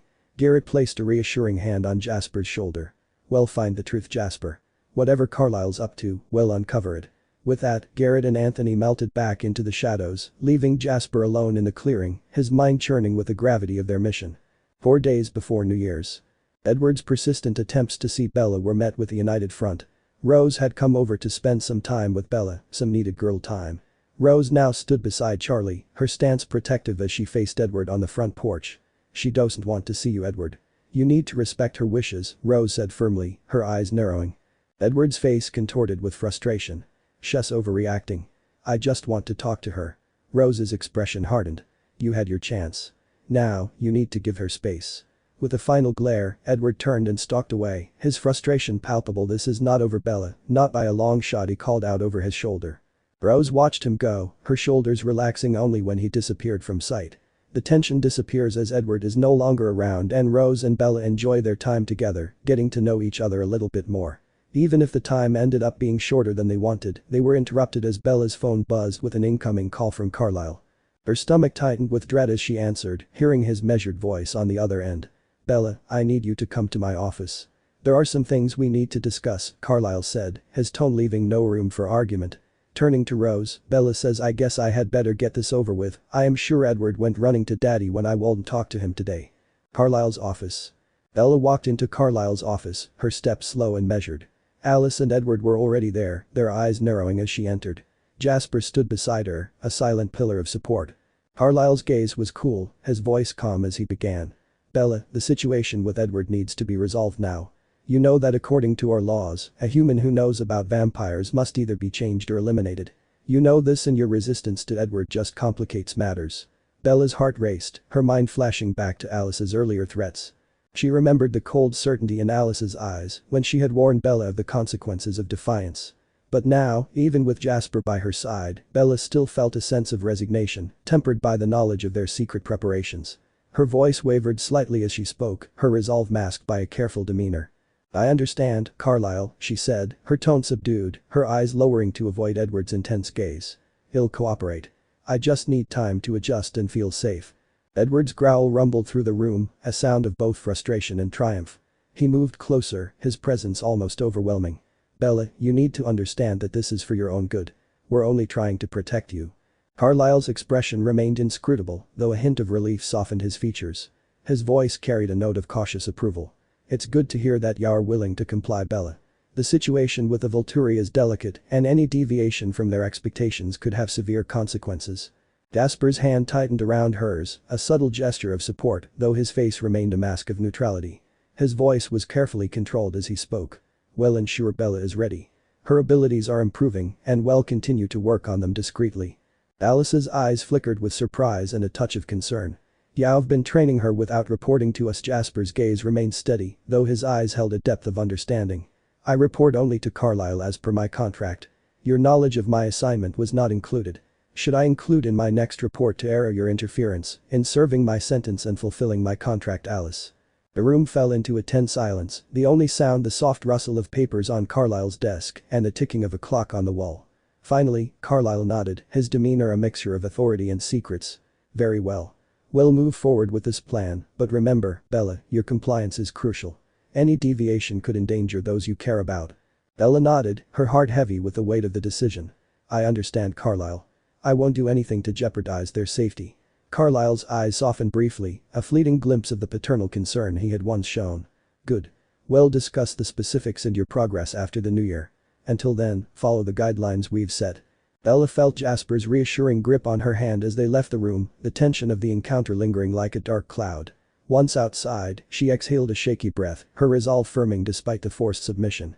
They would play their part, but deep down, she knew that their plans were already in motion, hidden beneath the surface of their compliance. Potion making. In the seclusion of the cottage kitchen, Bella and Jasper turned their focus back to the ancient law book that Esme had gifted Bella. The discovery of the hidden potions was a turning point in their clandestine preparations. The first potion, designed to accelerate the transformation from human to vampire and reduce the associated pain, called for a precise combination of rare ingredients. Mandrake root sourced from the deep, shadowy groves of old forests, its anesthetic properties were essential to numb the pain during the transformation. Phoenix feather ash. This mythical substance was challenging to acquire, found only through specialized magical suppliers. It was believed to carry properties that could quicken the cellular transformation. Tears of the moonflower, a bloom that appeared only under a full moon, its essence collected meticulously to ensure purity. It was known for its transformative and soothing qualities. Dragon's blood resin obtained from ancient trees in remote jungles. This resin was known for its potent healing and regenerative properties, crucial for a swift and less painful transition. The second potion, aimed at reducing bloodlust and stabilizing emotions during the first year of vampirism, required equally rare and powerful components. Hardwood shavings extracted from the ancient Yggdrasil tree's core, these shavings were believed to temper the intense hunger and drive for blood. Elixir of serenity distilled from the petals of the Cowbringer flower, this potion was renowned for its ability to soothe and stabilize volatile emotions. Vampire orchid extract from a rare flower found in hidden groves, this extract was used historically to balance the heightened senses and emotions of new vampires. Peter had advised that they should prepare extra of each potion, but did not tell them why. So, Bella and Jasper meticulously gathered these ingredients, navigating a web of magical and mundane contacts to secure each item. Their determination and careful planning ensured that they had all the necessary components quickly. The potions would be needed in June. The secret laboratory. In the cozy kitchen of the cottage, they transformed the space into an alchemical workshop, test tubes and beakers covered the kitchen island, all set up to measure and mix the potions. Bella, with Jasper's guidance, began the delicate process of brewing the potions. The first potion shimmered with an ethereal light as Bella carefully combined the mandrake root and phoenix feather ash, the mixture reacting in a swirl of vibrant colors. Jasper watched, his eyes steady on Bella's every movement. "You're doing great, Bella. Just a few more drops of the moonflower essence." Bella's hands were steady despite the gravity of the task, her focus unwavering. As she added the final drops, the potion settled into a radiant golden hue, pulsing with a gentle light. "It's beautiful," Bella murmured, her voice tinged with awe. Jasper's hand rested lightly on her shoulder. "You've done it. This will make all the difference when the time comes." The second potion, a deep and calming blue, took shape next. Bella mixed the hardwood shavings with the elixir of serenity, the liquid taking on a soothing glow. When she added the final ingredient, the vampire orchid extract, the potion emitted a soft calming hum, resonating with a tranquil energy. With both potions complete, Bella and Jasper carefully divided the extra and stored them in reinforced glass jars, ensuring their safety until needed. Final preparations and resolve. As the new year approached, the cottage became a hub of focused activity. Bella and Jasper continued to refine her abilities, honing her shield until it was a seamless extension of her will, both physical and mental. Peter and Char's presence provided a balance of sharp strategy and gentle support, their experiences adding depth to Bella's training. One evening, after a particularly intense session, Bella collapsed onto the couch, her body exhausted but her spirit undiminished. Jasper sat beside her, his eyes soft with concern and pride. "You've come so far, Bella," he said, his voice a gentle murmur. "We're ready for whatever comes next." Bella managed a tired but genuine smile. "I couldn't have done it without you." Jasper's gaze was tender as he leaned in, pressing a soft kiss to her forehead. "We're in this together. No matter what." As they sat in the quiet of the evening, the future still uncertain but their determination unwavering, Bella knew that they were ready to face whatever challenges lay ahead. With their secret preparations complete and their bond stronger than ever, they were prepared to confront the trials of the coming year united in their resolve and undeterred by the obstacles in their path. 3 days before New Year's. 3 days before New Year's Eve, the crisp winter air filled Bella's lungs as she stepped out of the Swan house, mentally steeling herself for the day ahead. Edward was waiting in his sleek silver Volvo, his eyes gleaming with anticipation. "Ready for our shopping trip?" he asked, his voice smooth but with an edge of insistence that Bella had come to dread. Bella forced a smile, her heart heavy. "Yes, Edward." The drive to the exclusive boutique was filled with Edward's musings on the party, his plans for their future, and the importance of her appearance. Bella listened, her mind elsewhere, thinking about Jasper, Charlie, and their delicate plans. As they entered the boutique, a saleswoman greeted them with a practiced smile. "Welcome. What can I assist you with today?" Edward took charge, his eyes lighting up as he glanced at Bella. "We're looking for a dress for my fiancé. Something elegant for a New Year's Eve party." Bella's heart sank at the word fiancé. The saleswoman, unaware of Bella's inner turmoil, guided them through racks of dresses until Edward's gaze settled on one. "This one," he said, pulling out a stunning A-line silhouette with a captivating lace bodice and a dramatic asymmetrical satin skirt. "Try it on, Bella." The dress was undeniably beautiful. The lace bodice was intricate, with delicate patterns that looked like frost on a window, and the satin skirt flowed like a cascade of moonlight. Under different circumstances, Bella might have loved it. But now, it felt like a shackle, the first step into a future she was desperate to avoid. In the fitting room, Bella slipped into the dress, her reflection a haunting image of resignation. She emerged to find Edward waiting, his eyes bright with approval. "You look perfect," he said, stepping closer to adjust a stray lock of her hair. "This will be the dress you wear when I propose to you at the party." Bella's stomach twisted. "Edward, Alice already." He placed a finger on her lips, silencing her. "No arguments, Bella. This is for our future." She nodded, swallowing her protests. The dress was purchased, and Bella felt each swish of the satin as a reminder of the change she was being forced to wear. New Year's Eve preparations and party. The day of the New Year's Eve party, Bella found an unexpected ally in Rosalie. As the evening approached, Rose arrived at the Swan house, her presence a welcome distraction from the impending proposal. "Bella," Rosalie said, her tone unusually soft, "let's get ready together." "Just us?" Bella's eyes widened in surprise. "Really, no, Alice?" Rose smiled, a rare genuine expression. "No, Alice. Just us girls. I knew you would need a friend tonight." In Bella's room, Rosalie helped her into the dress, her hands gentle and her words comforting. "I know this is hard for you, Bella. But remember, you're stronger than you think." Bella looked at Rosalie through the mirror, her eyes reflecting her gratitude. "Thank you, Rose. For everything." They spent the next hour talking, Rose's presence a balm to Bella's frayed nerves. As they finished, Rosalie placed a reassuring hand on Bella's shoulder. "We'll get through this. Just take it one step at a time." When they were ready, Charlie and Emmett escorted them to the Cullen mansion. Charlie, in his dark suit, gave Bella a supportive nod telling her. "Remember, Bella, you've got us. We're here for you." Emmett, towering beside them, added with a grin, "Yeah, Bella. And if anyone gives you trouble, I'll take care of them." In his office, Jasper and his security team received their final instructions from Carlisle. The patriarch's face was stern, his tone leaving no room for deviation. "Bella is to be chaperoned at all times," Carlisle said, his eyes locking onto Jasper's. "She is never to be alone with Edward or left on her own. This will ensure her compliance and make it harder for her to run." Jasper nodded, his face a mask of calm as his mind worked through the implications. "Understood. I'll ensure she's protected." As the meeting concluded, Jasper felt a weight settle on his shoulders, knowing that tonight would test their plans and his resolve. The Cullen mansion. The Cullen mansion was a testament to their wealth and taste, glittering with festive decorations. The grand entrance hall was adorned with garlands of evergreen and gold, sparkling lights twined through their boughs.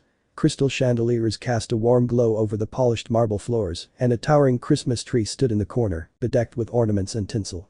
Guests milled about, their elegant attire a sea of silk and velvet.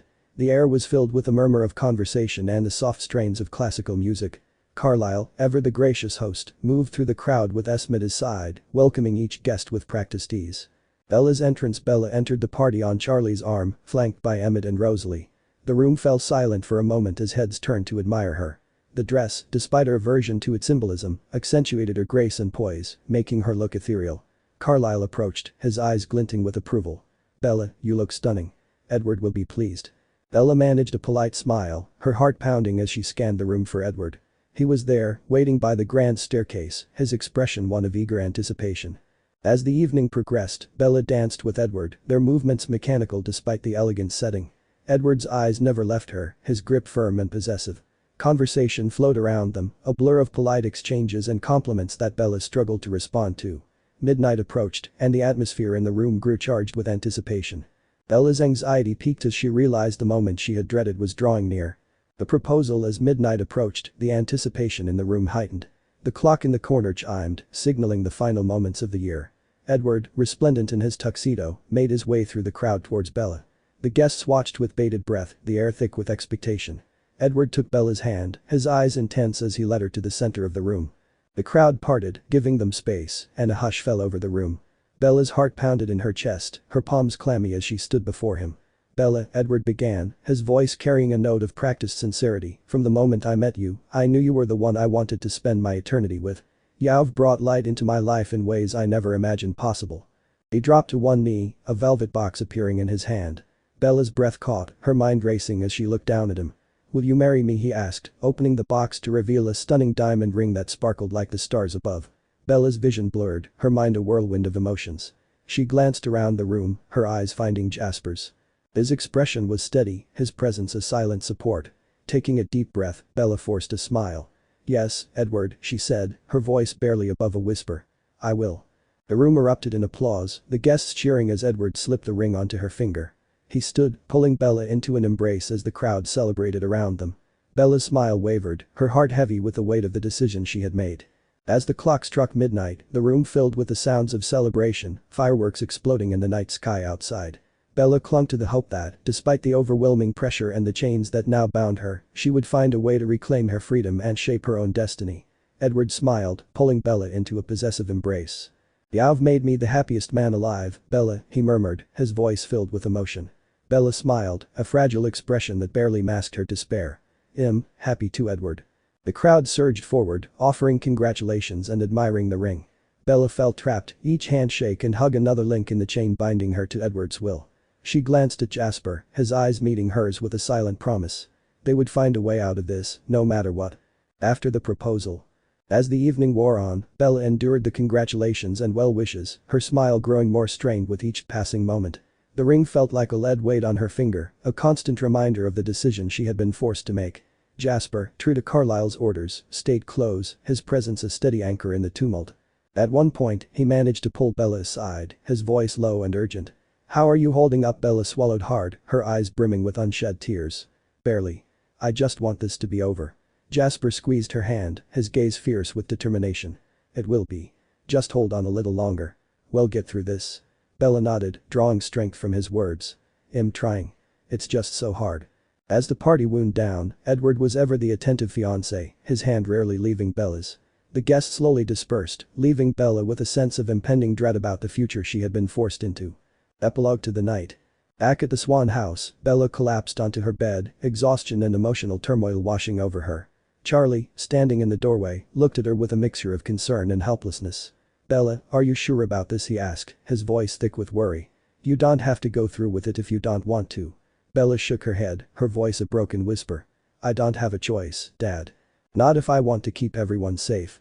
Charlie sighed, his shoulders sagging in defeat. "Just know that I'm here for you. Whatever you need." As Charlie left, Bella stared at the ring on her finger, feeling the weight of the night's events pressing down on her. She knew she had to stay strong, not just for herself, but for Jasper and the fragile hope they had nurtured together. In the darkness, Bella clung to that hope, her determination hardening into a steely resolve. She would endure the coming months, the wedding plans, and the forced compliance, all while secretly preparing for the day when she could finally break free. The next day. Carlyle's reminder. The dawn broke with a cold light over the Cullen mansion, casting long pale shadows across the grounds. Inside, the tension was palpable as the household stirred to life. Bella had been tossing and turning all night, her dreams haunted by the implications of the previous evening's events. She awoke with a heavy heart, the diamond ring Edward had given her a cold reminder of the chains she was about to wear. In the heart of the Cullen residence, Carlyle's study was an oasis of calm, the silence punctuated only by the occasional rustle of paper. Jasper, punctual as ever, stood before Carlyle's massive oak desk. Carlyle sat behind it, his fingers steepled, his gaze piercing as he surveyed Jasper. "Jasper," Carlyle began, his voice measured and authoritative, "I want to reiterate the importance of the additional duty I've assigned you. Your role as Bella's chaperone is not just for appearances or temporary measures. This obligation is to be maintained until Bella's transformation and the subsequent mating ritual with Edward are complete." Jasper's expression was inscrutable, his eyes meeting Carlyle's with a mixture of defiance and compliance. "I understand, Carlyle. But I must express my concerns. Keeping Bella and Edward under constant watch will likely exacerbate the tensions between them." Carlyle's eyes hardened slightly. "Tensions or not, this is a necessary measure. Bella's integration into our world must be controlled and secure. The Volturi are not known for their leniency, and we must ensure that Bella's transformation occurs without any complications." Jasper clenched his jaw, his thoughts racing. He had seen firsthand how the pressure of this forced engagement was affecting Bella. Her fear and anxiety were palpable, and the added surveillance was only going to make things worse. "I understand the risks, Carlyle," Jasper said, his voice low. "But Bella deserves some autonomy in this process. If we stifle her, we risk breaking her spirit entirely." Carlyle leaned back in his chair, his gaze narrowing. "Autonomy is a luxury she cannot afford right now, Jasper. The Volturi will expect strict adherence to our laws and traditions. Bella must be fully prepared and compliant when the time comes." Jasper's fists tightened at his sides. He knew arguing further would be futile. Carlyle's resolve was unwavering, and he had little room to maneuver without exposing their plans. He would have to play along, for now, and find subtle ways to protect Bella from the increasing pressure. "Very well," Jasper conceded, his voice tinged with resignation. "I will ensure that Bella is never alone with Edward. But know this, Carlyle, if I see any signs that this is causing her undue distress, I will act in her best interest." Carlyle's gaze softened slightly, but his resolve remained firm. "I trust your judgment, Jasper. Just remember that this is for Bella's own protection. We all want her to have a safe and successful transition." As Jasper left the study, his mind churned with conflicting thoughts. The burden of chaperoning Bella and Edward was heavy, but he knew he had to navigate this carefully. The stakes were higher than ever, and every move had to be calculated with precision. Jasper's resolve. As Jasper exited Carlyle's study, he found himself walking through the mansion with a growing sense of urgency. The elegant hallways, adorned with timeless art and polished wood, felt stifling under the weight of his thoughts. He made his way to Bella's temporary room, where she had been staying since night after the engagement announcement. Bella was sitting by the window, her gaze distant, as she absently twirled the engagement ring around her finger. The light that filtered through the curtains highlighted the tired lines under her eyes, a testament to the restless night she had endured. Jasper knocked softly on the doorframe, and Bella looked up, a flicker of relief crossing her face. "Jasper," she said, her voice tinged with weariness. What did Carlyle want? He stepped inside, closing the door behind him, and sat down on the edge of the bed. "He reiterated my role as your chaperone," Jasper said, his tone careful. "Until your transformation and mating ritual with Edward, to ensure that you and Edward are never alone." Bella's eyes widened slightly, her expression a mix of fear and frustration. "So, to be monitored every moment with Edward the first can't even have a moment of privacy." Jasper reached out, his hand covering hers gently. "I know it sounds oppressive, Bella. But it's a way to protect you, at least on the surface. Carlyle believes this will ensure a smooth transition for you into our world. But I promise, I'll do my best to make this bearable for you." Bella sighed, her shoulders sagging. "It just feels like one more chain, Jasper. One more way to control me." Jasper's gaze softened, his grip on her hand tightening slightly. "I understand how you feel. But remember, this surveillance also gives me a way to keep an eye on Edward, to make sure he doesn't overstep. We'll use this time to reinforce your shield and prepare for what's coming." Bella nodded slowly, her eyes searching his. "I trust you, Jasper. It's just everything is so overwhelming." Jasper pulled her into a gentle embrace, his voice a soothing murmur. "We'll get through this together, Bella. You're stronger than you know. Just hold on a little longer." Bella's day of respite. Later that day, in a rare moment of respite from the turmoil, Rosalie insisted on spending time with Bella. "Let's get out of the house," Rosalie suggested with a determined smile. "You need a break from all this madness." They decided on a drive through the nearby countryside. The rolling hills and dense forests provided a welcome escape from the suffocating atmosphere of the mansion. Rosalie drove her sleek convertible with practiced ease, the wind whipping through their hair as they sped down the winding roads. Bella found herself relaxing slightly, the tension easing from her shoulders as they drove. "Thank you, Rosalie," she said, her voice barely audible over the rush of the wind. I needed this. Rosalie glanced over, her eyes warm with understanding. You've got a lot on your plate, Bella. Sometimes, it's important to step back and take a breath. Remember, you're not alone in this. We're here for you. They eventually stopped at a secluded spot by a sparkling lake, the water glistening under the afternoon sun. Bella and Rosalie walked along the shoreline, their conversation turning to lighter topics. Rosalie shared stories of her adventures with Emmett, her eyes lighting up as she spoke of their escapades. Emmett has this knack for finding trouble, Rosalie said with a fond laugh. Once, we were hiking in the Rockies and he decided to wrestle a mountain lion. I swear, he does it just to make me laugh. Bella smiled, a genuine warmth spreading through her. He seems like a lot of fun. I'm glad you have each other. Rosalie nodded, her expression softening. Hess my rock, Bella. We've had our share of challenges, but we faced them together. You and Jasper can have that too. Don't lose hope. As the sun dipped lower in the sky, casting a golden glow over the lake, Bella felt a renewed sense of determination. She wasn't alone in her fight. With Jasper, Rosalie, and Emmett by her side, she had a chance to carve out a future where she could be free and true to herself. Just a bit of fun. The early morning sun cast a gentle glow over the Cullen estate as Edward and Carlisle departed for their weekend hunt. The air was crisp, carrying the promise of winter's chill, and the forest around the mansion stood silent and still. Edward's gaze lingered on the mansion as they left, his mind conflicted. Carlisle's words echoed in his ears, a reminder of their mission and the duties he had to uphold. But despite his resolve, a part of him was uneasy about leaving Bella behind. Bella watched from her window as the car disappeared down the long, winding driveway, her heart a mix of relief and apprehension. This was her chance, her brief window of freedom, however limited, to relax and be herself without Edward's oppressive presence looming over her. The day passed quickly in a whirlwind of training. Bella worked tirelessly at the secluded cottage with Jasper, Peter, and Char. Her shield, once a nebulous force, had grown into a formidable barrier, capable of deflecting even the most intense mental attacks Jasper could muster. It was exhausting work, but it was also empowering. With every exercise, every push of her limits, Bella felt a flicker of hope rekindled in her heart. As twilight descended, casting long shadows across the estate, Bella finally allowed herself a moment of respite. The cottage, a cozy and intimate retreat, offered a sanctuary from the heavy atmosphere of the main house. The interior was warmly lit by a crackling fire, the scent of pine mingling with the faint aroma of whiskey. Jasper, Peter, and Char were there, their conversation a low murmur as they prepared for the evening. Jasper glanced up as Bella entered, his eyes lighting up with a warm, welcoming smile. "Hey there," he said, crossing the room to greet her. "How are you holding up?" Bella managed a weary smile. "I'm okay. Just tired. But it feels good to make progress with the shield." Peter grinned, raising an eyebrow. "Tired, huh? Well, we've got just the thing to help you unwind. How about a drink?" He produced a bottle of whiskey from behind his back with a flourish, his eyes sparkling with mischief. Char laughed, her gaze affectionate as she nudged Peter. "Always the instigator, aren't you?" Jasper chuckled, motioning for Bella to join them. "Hess not wrong, though. A little whiskey might be just what we need to cut loose and relax." Bella hesitated for a moment, glancing around the cozy room. It was a rare opportunity to let her guard down, to forget about the looming threats and the constant pressure. With a nod, she joined them, sinking into a comfortable armchair by the fire.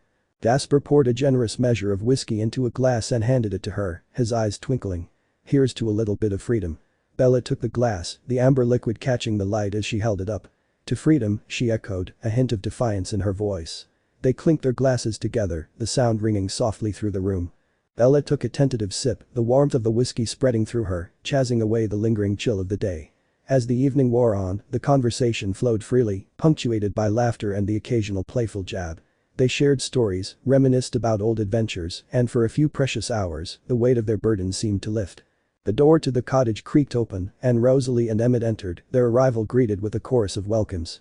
Emmett's booming laugh filled the room as he clapped Jasper on the back. "I heard there's a party going on. Thought we'd crash it." Rosalie rolled her eyes but smiled, her expression softening as she looked at Bella. "It's good to see you relaxing, Bella. You deserve it." Bella's heart warmed at the sight of them. Emmett's presence was always a comfort, a reassuring solidity in the chaos of her life. And Rosalie, despite her often icy exterior, had become a steadfast ally, her loyalty and strength a source of inspiration. Peter, ever the entertainer, poured more whiskey and handed a glass to Emmett. "Join us, big guy. We're just getting started." Emmett took the glass with a grin, his eyes gleaming with mischief. "Don't mind if I do." As the evening progressed, the mood grew more relaxed, the conversations more animated. Bella found herself laughing more freely than she had in weeks, the tension in her shoulders easing as she leaned into the camaraderie of the moment. At one point, Peter stood, his eyes gleaming with a devilish grin. "I've got an idea. How about we play a game?" Jasper raised an eyebrow, his gaze wary but intrigued. "What kind of game?" Peter's grin widened, his eyes sparkling with mischief. "Truth or dare?" A chorus of groans and laughter greeted his suggestion, but no one objected. The bottle of whiskey had loosened their inhibitions, and the idea of a game seemed like the perfect way to prolong the evening's merriment. Bella glanced around the room, her gaze meeting Jasper's. He gave her a reassuring nod, his smile warm. "What do you think?" Bella up for a game. She hesitated for a moment, the old fear of being vulnerable flaring up inside her. But then she looked at the faces around her, saw the warmth and the friendship in their eyes, and felt a surge of courage. "All right," she said, her voice steady. "Let's do it." A game. They gathered in a circle around the fire, the flickering flames casting dancing shadows on the walls. The bottle of whiskey was placed in the center, and Peter spun it with a flourish, the glass catching the light as it twirled. It landed on Jasper first. Peter's grin widened, his eyes gleaming with mischief. "Truth or dare?" Jasper chuckled, his gaze steady as he met Peter's eyes. "Truth." Peter leaned forward, his expression mock serious. "All right, Jasper. What's the most reckless thing you've ever done?" Jasper laughed, a rich warm sound that filled the room. "That's a tough one. But I'd say the most reckless thing I've done was leading a charge against a newborn army without backup. It was a calculated risk, but definitely reckless." Emmett let out a low whistle, his eyes wide. "Man, you really don't do anything halfway, do you?" Jasper shrugged, a wry smile on his lips. "Sometimes you've got to take risks to get results." Peter spun the bottle again, and this time it landed on Bella. The room fell silent, all eyes turning to her. Bella's heart skipped a beat, her pulse quickening as she looked around at the expectant faces. Peter's grin was teasing but kind. "Truth or dare?" Bella took a deep breath, her mind racing. Truth felt too vulnerable, too risky. She didn't want to expose her innermost thoughts, not tonight. "Dare," she said, her voice firm. Peter's eyes sparkled with delight. "All right, Bella. I dare you to take Jasper's hat and wear it for the rest of the night." Bella blinked, her gaze darting to Jasper. He wore his hat often, a rugged, well-worn piece that suited him perfectly. It was a small dare, harmless, but it carried a playful intimacy that made her cheeks flush. Jasper's eyes twinkled with amusement as he took off his hat and handed it to her. "Here you go, Bella. Wear it with pride." Bella took the hat, the leather soft and warm in her hands. She placed it on her head, the brim casting a shadow over her eyes. The room erupted in laughter and applause, the playful atmosphere a balm to her weary soul. As the game continued, the dares grew bolder and the truths more revealing. Emmett was dared to impersonate a famous actor, his exaggerated gestures and booming voice sending the room into fits of laughter. Rosalie's truth revealed her secret talent for painting, a passion she rarely shared with others. Tar's dare had her attempting to juggle 3 apples, her concentration intense as she tried to keep them in the air. The night wore on, the fire crackling softly in the hearth as the game wound down. Bella found herself leaning against Jasper, his presence a comforting solidity beside her. She took a sip of her whiskey, the warmth spreading through her, mingling with the glow of the fire and the laughter of her friends. For a few precious hours, she allowed herself to forget about the chains that bound her, the looming threat of her forced engagement. In this moment, surrounded by friends and laughter, she felt a flicker of hope that somehow, she could find a way to reclaim her freedom, to shape her own destiny. Reflection and resolve. As the evening drew to a close, the room gradually fell into a comfortable silence. The fire had burned down to glowing embers, casting a soft, warm light over the weary but content faces gathered around it. Bella sat quietly, her gaze fixed on the dying flames. The hat Jasper had given her still perched on her head, a tangible reminder of the night's camaraderie. She felt a gentle pressure on her shoulder and looked up to see Jasper's reassuring smile. "You did well tonight, Bella," he said softly. "It's good to see you smiling." Bella managed a small, weary smile in return. "It was nice to forget, even just for a little while. But I can't escape reality forever." Jasper's expression softened. The next day was filled with working Bella's physical shield with Jasper and Peter. Peter throwing larger and larger rocks Bella's way. Next, they practiced squeezing them until they exploded. With each new item she either crushed or repelled, she seemed to become stronger. Later that evening, Rose and Emmett rejoined the group at the cottage. As they sat around the fire in the cottage's cozy living room, Rose shared her and Emmett's story with Bella, her voice soft but unwavering. Rosalie Hale shares her story. The glow of the setting sun cast long shadows across the cottage living room as Bella settled onto the couch, feeling a mix of anticipation and anxiety. Rosalie sat across from her, her usual icy demeanor softened by a rare look of vulnerability. Here at the cottage she was among friends, a deliberate choice by Rosalie, who seemed determined to open up without the interference of the rest of the Cullen family. Rosalie took a deep breath, her eyes distant as she began to speak. My story isn't pretty, Bella. But maybe it'll help you understand why I am the way I am. Bella nodded, leaning forward slightly. I want to understand Rosalie. The vampire nodded, her fingers tracing an invisible pattern on the armrest of the chair. I was born in 1915 in Rochester, New York. My family was wealthy and I was considered the most beautiful girl in town. My parents were determined to marry me off to someone who could match or elevate our social standing. Rosalie's voice took on a bitter edge as she continued. I met Royce King too, a handsome and charming man who was set to inherit his father's business empire. To everyone else, he seemed perfect. He showered me with gifts, attention, and promises of a perfect life. I thought I was in love. I was so naive. Her gaze hardened, the memory clearly painful. One night, after a particularly grand evening out, Royce and his friends decided to celebrate their engagement in a way that still haunts me. They attacked me, Bella. They left me in the street, beaten and broken, because I was just another possession to them, a pretty object to be discarded. Bella's heart clenched with empathy. Rosalie, I'm so sorry. Rosalie's eyes glistened, but she continued, her voice steady. Carlisle found me just before I would have died. He changed me, and when I woke up, I was furious. Furious at Royce, his friends, and even at Carlisle for making me into something I never wanted to be. I hunted down each of them, dressed in a wedding gown, and killed them one by one. I made sure they knew it was me and why I was doing it. Bella gasped softly, the horror of Rosalie's past striking her deeply. You took revenge. Rosalie nodded, her expression fierce. I did. But even after that, I was still trapped in this existence I never asked for. The beauty I once cherished became a curse, a reminder of the life I lost. I still resented Carlisle for changing me, for robbing me of the chance to have a normal human life. Her gaze softened as she looked at Bella. But then I met Emmett. He was different. He was strong, kind, and he saw me for more than just my looks. He was my salvation in many ways, and he gave me a reason to find some semblance of peace with my existence. Rosalie's voice grew softer, more introspective. I tell you this, Bella, because I want you to understand that you have choices, even when it feels like you don't. Your path isn't set in stone. You are strong, and you will find a way to shape your own future. Bella reached out, squeezing Rosalie's hand.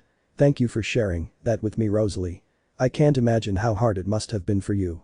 Rosalie gave a faint smile, her eyes reflecting a hint of relief. It was hard, but it's made me who I am. Just remember, Bella, you don't have to go through with anything you don't want to. We're here to help you find another way. Emmett McCarty shares his story. As evening deepened and the living room's shadows lengthened, Emmett joined Bella and Rosalie, his usual boisterous demeanor subdued. He sat down beside Rosalie, his large frame dwarfing the chair. All right, Bella, he said, his voice carrying a gentle rumble. I guess it's my turn. Bella nodded, her curiosity piqued. I'd like to hear your story, Emmett. Emmett leaned back, his eyes thoughtful as he began. I was born in 1915, like Rose, but my life was a far cry from the privileged one she had. I grew up in the mountains of Tennessee, part of a large, hardworking family. We didn't have much, but we had each other and the land. He paused, a wistful smile touching his lips. I loved the outdoors, hunting, fishing, anything that let me be in nature. One day, when I was out hunting, I came across a bear. A huge grizzly bear. Normally, I would steered clear, but something in me, call it foolish pride, decided I could take it on. Emmett chuckled, shaking his head. The bear got the better of me, to put it lightly. I was mauled, left for dead in the woods. I remember lying there, feeling the life drain out of me, and thinking about my family and how much I was going to miss them. His eyes grew distant, the memory clearly vivid. Then Rosalie found me. She carried me miles back to Carlisle, running so fast it felt like we were flying. I thought I was seeing an angel when I looked up at her. Rosalie's lips curved into a soft smile at the memory. You were such a mess. I thought I'd lost you more than once on the way back. Emmett grinned, a flash of his usual humor returning. I probably would have died if it wasn't for her. Carlisle changed me, and when I woke up, I was this new creature. Stronger, faster, with a thirst I didn't understand. He took a deep breath, his expression sobering. Adjusting was tough. I missed my family, missed the simplicity of my old life. But being with Rosalie made it bearable. She helped me through the transition, showed me how to manage my strength and control my urges. We had each other, and that made all the difference. Emmett's gaze turned earnest as he looked at Bella. What I'm trying to say, Bella, is that this life we have now isn't easy, but it's not without its good parts. You have to hold on to the things that matter and find your own way through the tough times. You've got people who care about you, Rosalie, Jasper, your dad. Lean on them when you need to. Bella felt a swell of emotion, gratitude mixing with the weight of her own struggles. Thank you, Emmett. Hearing your story, it helps. It makes me feel like I can get through this. Emmett reached over and squeezed her shoulder, his touch reassuring. You can, Bella. You're stronger than you think. Just remember, we're here for you, no matter what. Bella's eyes met Rose's, gratitude shining in their depths. Thank you, Rose, Emmett. That means a lot. The night continues. With Rosalie and Emmett's stories still resonating in her mind, Bella found a renewed sense of determination. The connection she felt with them, their experiences and the support they offered, strengthened her resolve to face the challenges ahead. As the evening drew on, Bella returned to her room, the conversations replaying in her thoughts.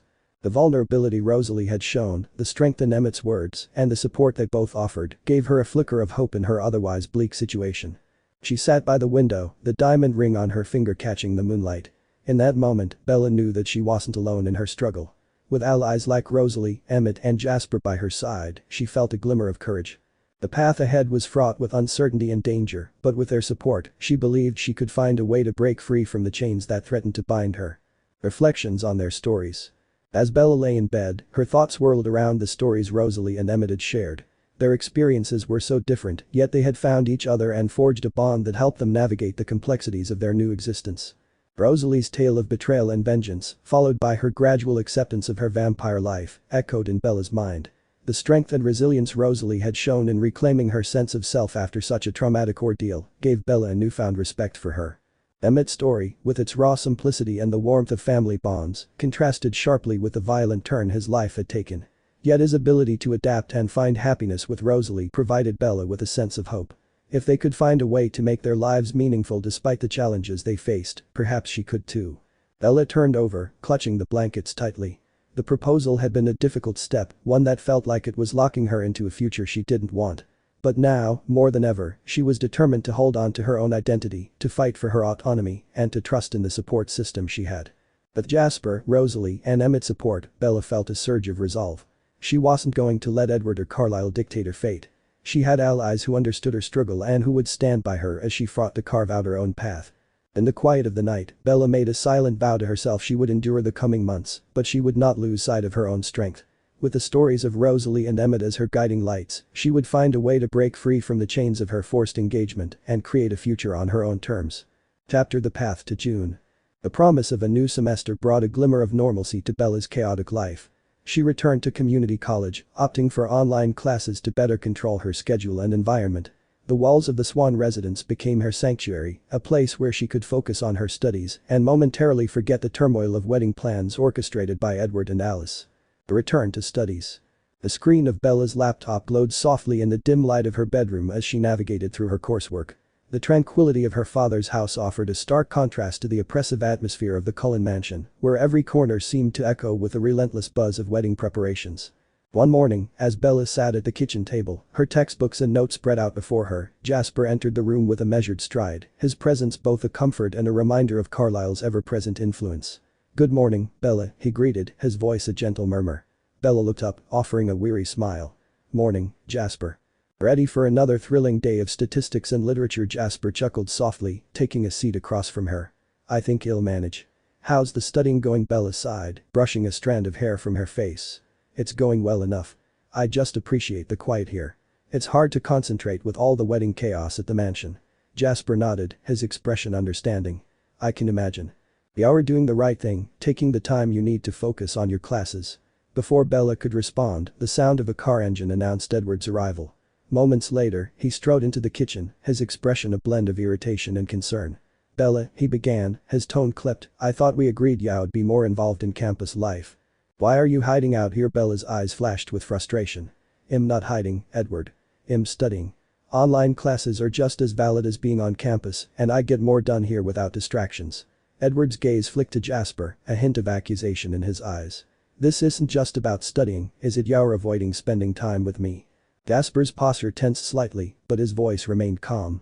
"Edward, Bella has permission from Carlisle to study wherever she feels most comfortable. We need to respect her decision." Edward's lips pressed into a thin line. "Comfortable or not, she should be with me. We're supposed to be a team, Bella. How are we going to manage our lives together if you keep pushing me away?" Bella's temper flared. "This isn't about pushing you away, Edward. It's about me having some control over my own life. I need space to breathe and think, and studying here gives me that." Edward opened his mouth to argue, but Jasper intervened, his tone firm. "Edward, this isn't helping. Bella has every right to make choices for herself, especially regarding her education. Edward's expression softened slightly, though his frustration was still evident. "I just want what's best for us, Bella. I don't want to lose you." Bella's eyes softened, her anger giving way to a tired resolve. "You're not losing me, Edward. I just need to do this on my terms." Wedding plans and discontent. The months leading up to June were a blur of wedding preparations, dominated by Edward and Alice's vision. Bella's preferences were frequently solicited but rarely implemented.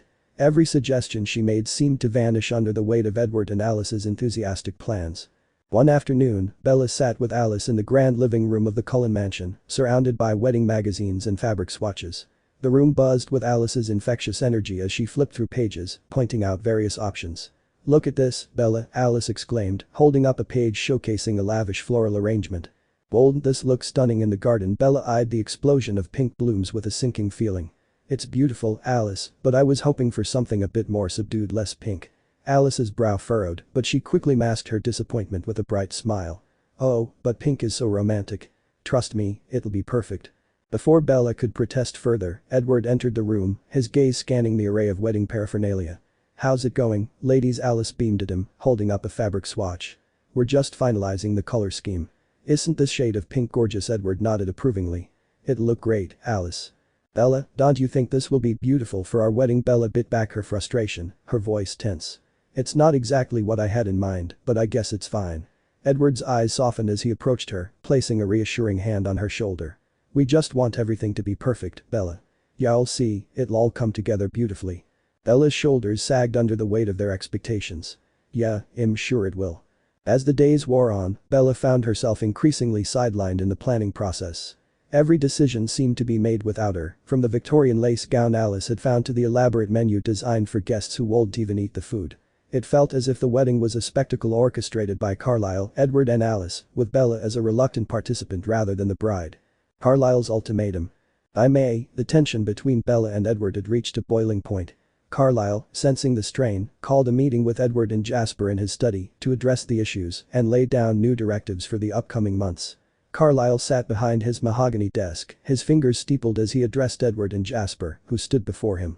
"There are some matters we need to clarify regarding Bella's transformation and the time leading up to it." Edward's jaw tightened, a mix of anticipation and anxiety in his eyes. "What is it, Carlisle?" Carlisle's gaze was steady, his tone measured. "First and foremost, there can be no physical intimacy between you and Bella until after her transformation.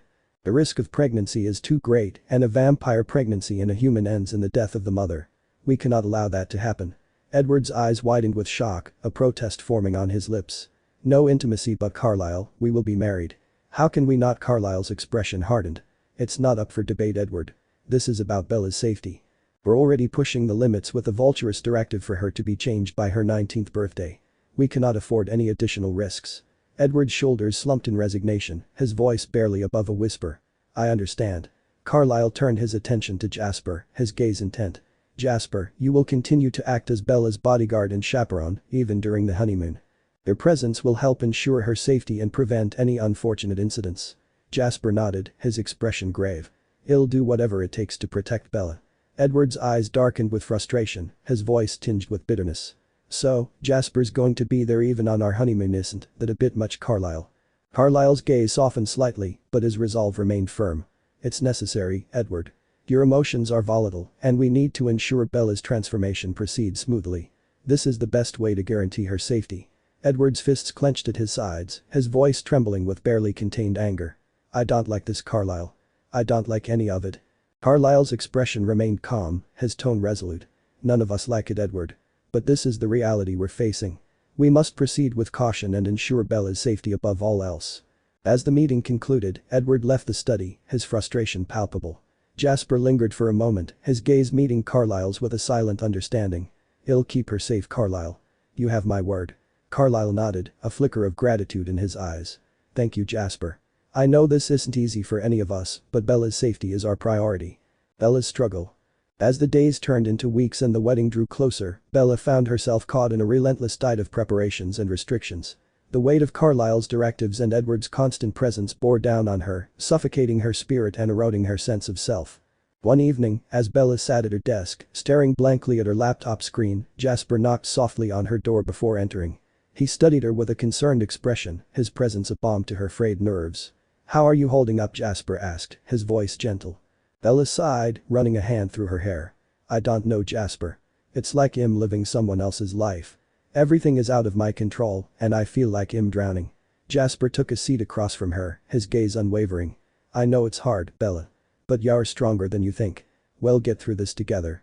Bella's eyes filled with tears as she met his gaze, her voice trembling. I don't know how much more I can take. Edward's constant demands, the wedding plans, I hate, it's all too much. Jasper reached across the table, covering her hand with his in a gesture of solidarity. We'll find a way to make this right, Bella. Just hold on a little longer. Bella nodded, drawing strength from his words. As the preparations continued around her, she clung to Jasper's unwavering support, determined to reclaim her future, one step at a time. With Jasper by her side and the promise of her father's help, Bella felt a glimmer of hope amidst a storm of unwanted plans and relentless control. Together, they would forge a path to reclaim her future, navigating the treacherous waters of wedding plans and Carlisle's iron grip, one step at a time. Planning and plots. 2 weeks before the wedding, the tension between meticulous planning and covert plotting reached its peak. While Edward and Carlisle meticulously arranged a romantic, albeit restrained, honeymoon, Bella, Jasper, and their allies finalized their strategy for a desperate bid for freedom. Honeymoon plans. The grand living room of the Cullen mansion was awash with the soft glow of late afternoon sunlight. Carlisle and Edward sat at a polished mahogany table, papers and maps spread before them, as they discussed the intricacies of the upcoming honeymoon. Carlisle leaned back in his chair, his expression thoughtful as he traced a finger along the map of Rio de Janeiro and the surrounding waters. Isles secluded, tranquil. It's an ideal location for the honeymoon, given our unique circumstances. Edward nodded, though his eyes were clouded with frustration. It's perfect in many ways, but it's still going to be difficult. No intimacy for 2 weeks, Carlisle. It's not exactly what I envisioned. Carlisle offered a sympathetic smile, but his tone was firm. I understand, Edward. But we must adhere to this for Bella's safety. We've arranged for a private plane to take you, Bella, and Jasper directly to Rio after the wedding. From there, Jasper will handle the transportation to the island. Edward's brow furrowed slightly at the mention of Jasper. I still don't like that Jasper will be there. This was supposed to be our time alone. Carlisle's gaze sharpened. Jasper's presence is non-negotiable. His duty is to ensure Bella's safety during her transformation. The island will offer privacy, and there will be plenty of activities to enjoy without other distractions. You can explore the island, enjoy the beach, and relax without the pressures you are currently under. Edward sighed, running a hand through his hair. I suppose it's the best option given the circumstances. But I hate that it's come to this. Carlisle's expression softened, his voice gentle. I know, Edward. But we must prioritize Bella's well-being above all else. Once she's transformed, you'll have an eternity together. For now, patience and caution are our greatest allies. Edward nodded reluctantly, his mind already turning over the logistics and potential challenges of the trip. I'll make it work. For Bella's sake, I'll make it work. The counter plan. That same evening, a markedly different meeting took place at the Swan residence. The cozy warmth of Charlie's living room contrasted sharply with the grandeur of the Cullen mansion, but the stakes were just as high. Bella sat on the worn, comfortable couch, her gaze steady as she addressed the group. Jasper, Peter, and Charlotte flanked her, while Charlie leaned forward in his chair, his eyes filled with a mix of concern and determination. Bella took a deep breath, her voice steady. Carlisle and Edward are planning to take me to Isles for the honeymoon. We think it's the perfect secluded spot for the transition period, it also gives us an opportunity. Jasper nodded, his expression focused. Carlisle has forbidden any intimacy between you and Edward until after the transformation. That's one piece of good news. It buys us time and simplifies the situation in some ways. Charlie frowned, his brow furrowed. So, what exactly is the plan? How are we going to turn the situation to our advantage? Jasper leaned forward, his tone measured. The key is to create a window where Bella and I can complete her transformation and the mating ritual without Edward's interference. We'll need to get him to leave the island for a hunt. If we can ensure Hess away for at least 12 hours, we can finish the change and solidify the bond. Peter, seated next to Charlotte, interjected with a wry smile. And that's where Char and I come in. We'll be on the mainland, ready to encourage Edward to take his time during his hunt. We'll create distractions, make it seem like Hess needed elsewhere, anything to keep him away longer. Bella's eyes met Jasper's, her voice soft but determined. And if he doesn't stay away long enough, what's our backup plan? Jasper's gaze was steady. In that case, we use the potion to reduce the hostility typically seen in newborns. It's a temporary solution, but you will act extremely aggressive toward Edward, giving us a plausible reason to keep you separated. He'll step in, acting as your handler, and pull you away. Hopefully, that will buy us the time we need. Charlotte's voice was thoughtful as she added, the key is flexibility. We must adapt to whatever happens, but we're prepared. Once the transformation starts, Edward won't have a choice but to let Jasper handle things, especially if you're exhibiting signs of extreme aggression. Charlie, though clearly overwhelmed by the complexity of the plan, nodded resolutely. Whatever you need from me, you have it. I'll do whatever it takes to help you get out of this, Bella. Bella's eyes shimmered with gratitude as she reached across to squeeze her father's hand. Thank you, Dad. I don't know how this will all play out, but knowing you're on my side means everything. The room fell into a contemplative silence as they absorbed the enormity of their undertaking. Each member of the group was acutely aware of the risks involved, but the stakes were too high to consider any other course. Jasper broke the silence, his voice firm and resolute. We have a plan. It's not without risks, but it's the best shot we have. We'll keep refining it and be ready for anything. Bella, you're not alone in this. We'll get you through it, one way or another. Bella nodded, her resolve hardening. I know. And I'm ready. Whatever it takes, I'm ready. As the night deepened, plans solidified and contingencies were discussed, the sense of unity among them grew stronger. They were more than allies, they were a makeshift family bound by a shared determination to reclaim Bella's future from the clutches of those who sought to control it. The path ahead was fraught with danger and uncertainty, but together, they would face it, prepared to seize any opportunity to break free and forge a new destiny. Chapter Plans and Promises. As the wedding day approached, the intricate web of plans woven by Bella and her allies grew tighter and more desperate. The desire to escape Carlisle's machinations and secure a future free from the forced marriage to Edward became the driving force behind every conversation and decision. Unexpected allies. In the early morning light filtering through the Swan household, a serious conversation unfolded in the cozy living room. Peter, Charlotte, Emmett and Rosalie gathered with Charlie Swan, each seated in various spots around the room. The atmosphere was charged with tension, yet infused with a shared resolve. Charlie's expression was one of determination, his voice steady as he addressed the group. I've been thinking about this a lot and I know it's risky. But I can't lose Bella. If being a vampire is what it takes to protect her and be there for her, then that's what I want. Peter and Charlotte exchanged a look, their eyes reflecting a mixture of surprise and understanding. Peter spoke first, his southern drawl softened with empathy.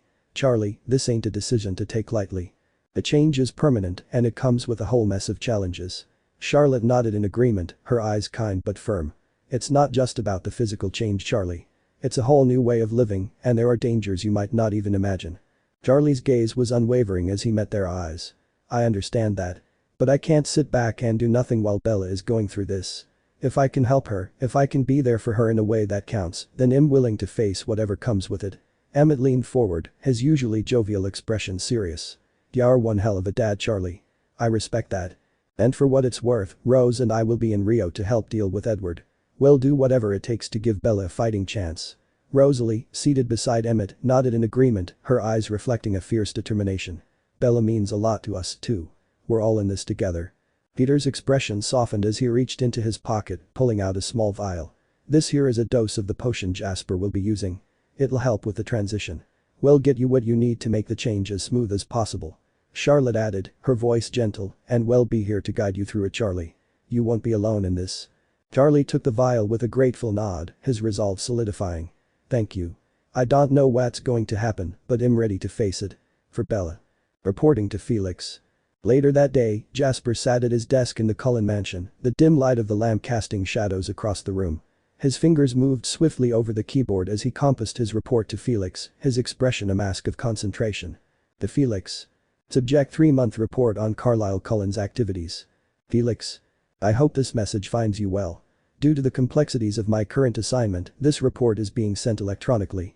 Over the past 3 months, significant developments have occurred within the Cullen coven. Carlisle Cullen is orchestrating a marriage between Edward and Bella Swan. This union is being forced upon Bella as a means to ensure her compliance and to keep her within the coven. Carlisle's ultimate plan involves siring Bella.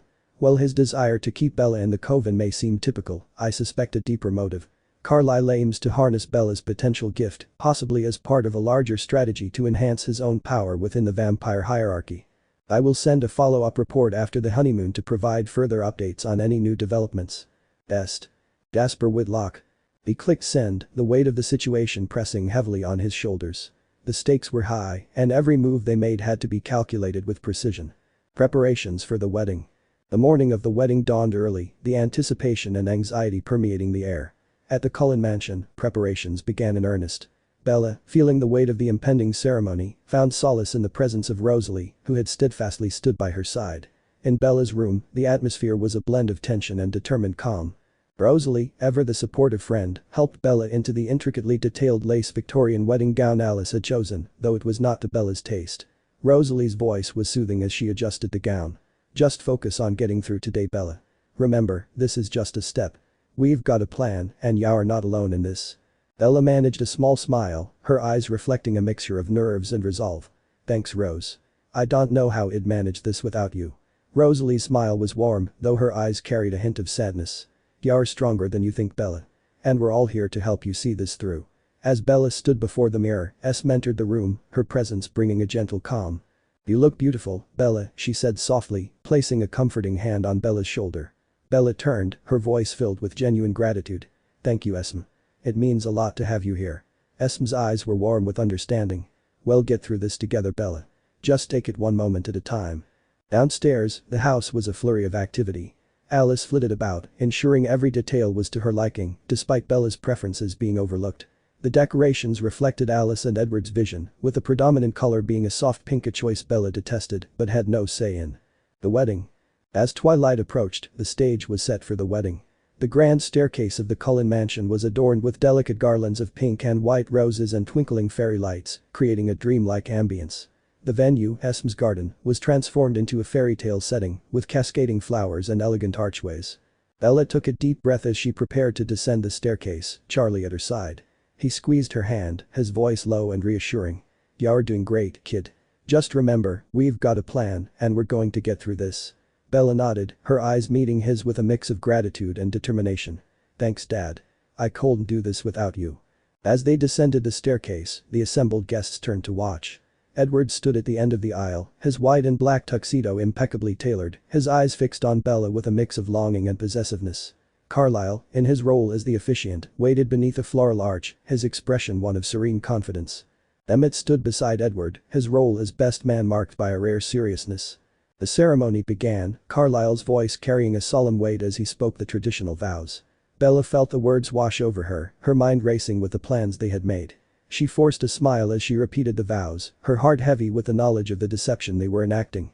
As the ceremony concluded, the guests erupted into polite applause. Bella and Edward walked down the aisle as husband and wife, their smiles masking the turmoil beneath the surface. The reception. The reception unfolded in a swirl of elegant decor and carefully curated festivities. The Denali Coven mingled with the guests, their presence adding an air of sophistication to the event. The customary dances began, with Bella and Edward sharing the first dance as a married couple. Edward's touch was gentle as they moved together, his voice soft in her ear. "You look beautiful tonight, Bella." Bella managed a smile, her voice tinged with irony. "Thank you. You clean up well yourself." As the dances continued, Bella found herself partnered with various guests, her mind racing with thoughts of the impending journey to Rio. Jasper, ever watchful, stayed close, his presence a steady anchor in the midst of the swirling chaos. Departure. As the reception drew to a close, Bella, Edward, and Jasper prepared to leave for Rio. The private plane awaited them, ready to whisk them away to the secluded Isle Esme. Bella hugged her father tightly, her voice choked with emotion. "I'll see you soon, Dad. Thank you for everything." Charlie's eyes were misty as he held her close. "Take care, Bella. And remember, we're here for you. Always." Bella nodded, her heart heavy with the weight of their shared determination. As they boarded the plane, she glanced back at her father, drawing strength from his unwavering support. Jasper settled into his seat, his eyes meeting Bella's with a steady resolve. "We've got this, Bella. Just stick to the plan, and we'll get through this together." Bella nodded, her resolve hardening as the plane lifted off, carrying them toward an uncertain future. The path ahead was fraught with danger and deception, but with Jasper and her allies by her side, she faced it with a determined heart. The journey to Rio marked the beginning of a new chapter in her struggle for freedom, a chapter filled with peril, but also with the promise of a future reclaimed on her own terms. Deceptions and beginnings. The wedding reception had barely ended before another critical plan was set into motion. The urgency of the situation demanded swift action, and with determination etched into their expressions, Bella's allies gathered once more at the Swan House. Charlie's decision. In the kitchen, the atmosphere was heavy with anticipation. Charlie stood by the counter, his hands gripping its edges. He faced Peter, Charlotte, Emmett, and Rosalie. The transformation into a vampire was a daunting prospect, yet his resolve was unshakable. Peter placed a reassuring hand on Charlie's shoulder, his voice low and earnest. You sure about this, Charlie? Once we start, there's no going back. Charlie nodded, his gaze steady. I'm sure. Bella needs me, and I won't let her face this alone. If becoming a vampire is what it takes to protect her, then that's what I'll do. Emmett, standing nearby with his arms crossed, offered a supportive nod. You've got guts, Charlie. Well, make sure you're ready for this. Charlotte pulled out the vials of potion Jasper had provided, her movements precise and careful. These will help with the transition, ease some of the pain. It'll still be rough, but it'll be over faster. Rosalie's eyes softened as she looked at Charlie, her voice gentle. You're doing this for her, and that's what matters. We'll be here every step of the way. Peter carefully handed the first vial to Charlie. Start with this. It'll begin the process, and we'll be here to guide you through the rest. Charlie took the vial with a steady hand, his gaze meeting each of theirs in turn. Thank you. For everything. As he drank the potion, a sharp pain shot through him as Peter bit into his neck, but he gritted his teeth, determined to see it through. The change had begun, and with each passing moment, Charlie's connection to humanity faded, replaced by the burgeoning power of his new existence. The flight to Rio. The flight to Rio de Janeiro was fraught with a tense silence. Bella stared out the window, her mind a tumult of emotions. She had fulfilled her promise to marry Edward, but her heart remained resolutely closed off from him. Edward, seated beside her, tried to engage her in conversation, his voice insistent. Bella, you need to understand how special Islesm is. It's our place, where we can be away from everything and just focus on each other. Bella's gaze remained fixed on the clouds beyond the window, her voice cold. Edward, I don't want to talk. Just leave me alone. Edward's temper flared, his voice rising. You're my wife now, Bella. You will listen to me. Islesm has a rich history, and you should be interested in it. We'll explore the island, and I've planned my hunting and entertainment schedule meticulously. Jasper, seated across the aisle, listened intently as Edward outlined the schedule, his eyes narrowing slightly. The information was crucial, providing a clearer picture of when they could proceed with their plan. Jasper discreetly pulled out his phone, texting the details to Peter. Edward's hunting schedule: early mornings and late evenings. We'll call when we reach the island. Bella finally turned to Edward, her eyes flashing with defiance. Just because we're married doesn't mean you can control every aspect of my life.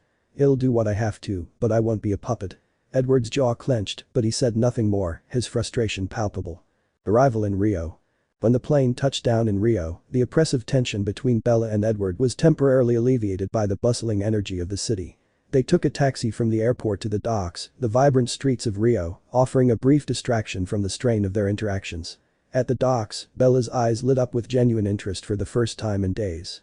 The lively marketplace was filled with colorful stalls and enthusiastic vendors. She wandered through the crowds, taking in the sights and sounds, her spirits lifting slightly as she explored. Jasper, keeping a watchful eye on her, took the opportunity to prepare the boat for their journey to Islesm. As he worked, he kept a mental inventory of everything they would need, ensuring they were ready for the next phase of their plan. Bella stopped at a stall selling intricately crafted jewelry, her fingers brushing over a delicate silver necklace. For a moment, she allowed herself to be absorbed in the simple pleasure of browsing, the weight of her predicament momentarily forgotten. Edward approached her, his voice softer this time. Do you like it? You can get whatever you want here. Bella glanced at him, her expression guarded. I'm just looking. Jasper joined them, his tone calm but firm. The boat's ready. We should head out soon. The ride to Islesm was quiet, the gentle rocking of the boat contrasting with the storm brewing beneath the surface of their interactions. Jasper piloted the boat with practiced ease, his eyes occasionally flicking to Bella and Edward, assessing their moods and planning his next move. Bella leaned over the edge, watching the waves as they cut through the water, her thoughts a tangled web of hope and uncertainty. The island loomed ahead, a secluded paradise that held the key to her freedom and the dangers that lay in wait. As they approached Islesm, the gravity of their situation settled over Bella like a heavy shroud. The journey had only just begun, and the path to reclaiming her life and autonomy was fraught with peril and deception. Yet, with Jasper's unwavering support and the alliance of her friends and family, she steeled herself for the challenges ahead, determined to seize control of her destiny. In the distance, the island awaited, a silent witness to the unfolding drama that would shape the course of Bella's future. The path uncharted, the countdown begins. Jasper's fingers flew over the keys of his phone as he texted Peter on day 2 of the honeymoon. Well, start the change. Edward has scheduled his hunt in Rio timeframe about 10 hours, while Bella should be sleeping. Can you keep him away for 12 hours? We need that window. The reply came quickly, Peter's efficiency evident in the succinct message. We're ready. We'll meet him at the dock. Let's make this count. Jasper slipped his phone back into his pocket, casting a glance toward the beach where Bella and Edward were lounging. His gaze lingered on Bella, her body tense even as she tried to feign relaxation. The setting sun painted the sky with hues of orange and pink, a deceptive tranquility hanging over the island. A tense day at the beach. Bella emerged from the beach house in a simple bathing suit, the fabric hugging her form modestly. She laid out a towel on the lounger, her movements deliberate as she applied sunscreen. Edward hovered nearby, a perpetual shadow. "Need some help with that?" Edward's voice was eager, an attempt to bridge the growing chasm between them. "No, thanks," Bella replied, her tone flat as she spread the lotion on her arms. She settled on the lounger with a book, her eyes scanning the pages, as though the words could transport her far from her reality. Edward's presence was a constant distraction, his attempts at conversation met with monosyllabic responses. "We could hike to the waterfall," he suggested, his patience wearing thin. "I'm fine here," Bella said without looking up. "I'm enjoying my tea and my book." Edward's frustration bubbled over and he stomped back to the beach house, leaving Bella in momentary peace. Jasper seized the opportunity, moving swiftly to Bella's side. "Tonight's the night," he murmured, his eyes scanning the horizon for any sign of Edward's return. "When he leaves for his hunt, we'll start the change. If all goes well, Yow'll be out of his life by the time he gets back." Bella looked up at him, her eyes filled with a mix of determination and fear. "I'm ready, Jasper. I've never been more certain of anything. I want to be your mate." Jasper's expression softened, his hand brushing against her arm. "This won't be easy, Bella. The repercussions, they could be severe." She met his gaze unwaveringly. "I'm sure. I want this, and I want it with you." A dangerous nightfall. As darkness enveloped the island, Edward prepared to leave for his hunt. He stood before Bella, his expression stern. "I'm going hunting. I'll be gone all night. Don't do anything reckless while I'm away." Bella's response was cool. "Take care of your needs. I'll be fine." Edward turned to Jasper, his eyes narrowing. "Keep her safe, or you'll regret it." Jasper nodded, his face a mask of compliance. "I'll watch over her." Edward's departure was swift, the boat cutting through the waves toward Rio. As soon as he was out of sight, Jasper texted Peter Edward has left. "Begin phase 1. Ready for forever." Peter's reply was immediate. "Understood. I'm in position. Keep us posted." Jasper turned to Bella, his expression earnest. "Are you ready for forever?" Bella's answer was a whisper, filled with emotion. "I love you, Jasper. Any forever I have, I want with you." Jasper handed her the first potion, his hand steady. "This will make the change quicker. Drink it." Bella swallowed the potion, grimacing at the bitter taste. Jasper gathered her into his arms, his lips finding her neck in a quick and painful bite. The venom began its work and he carried her inside, laying her on the bed as the transformation began. He whispered softly, thinking she couldn't hear him. "I've loved you since the first moment I saw you." The chaotic hunt. Edward tied the boat at the dock, his thoughts on placating Bella with a nice little gift, perhaps the necklace she had been looking at. He barely had time to orient himself before Peter's arm was slung across his shoulders. "Welcome to your hunting tour, Edward," Peter said with a grin. "We've got a whole itinerary planned." Edward frowned, trying to shrug Peter off.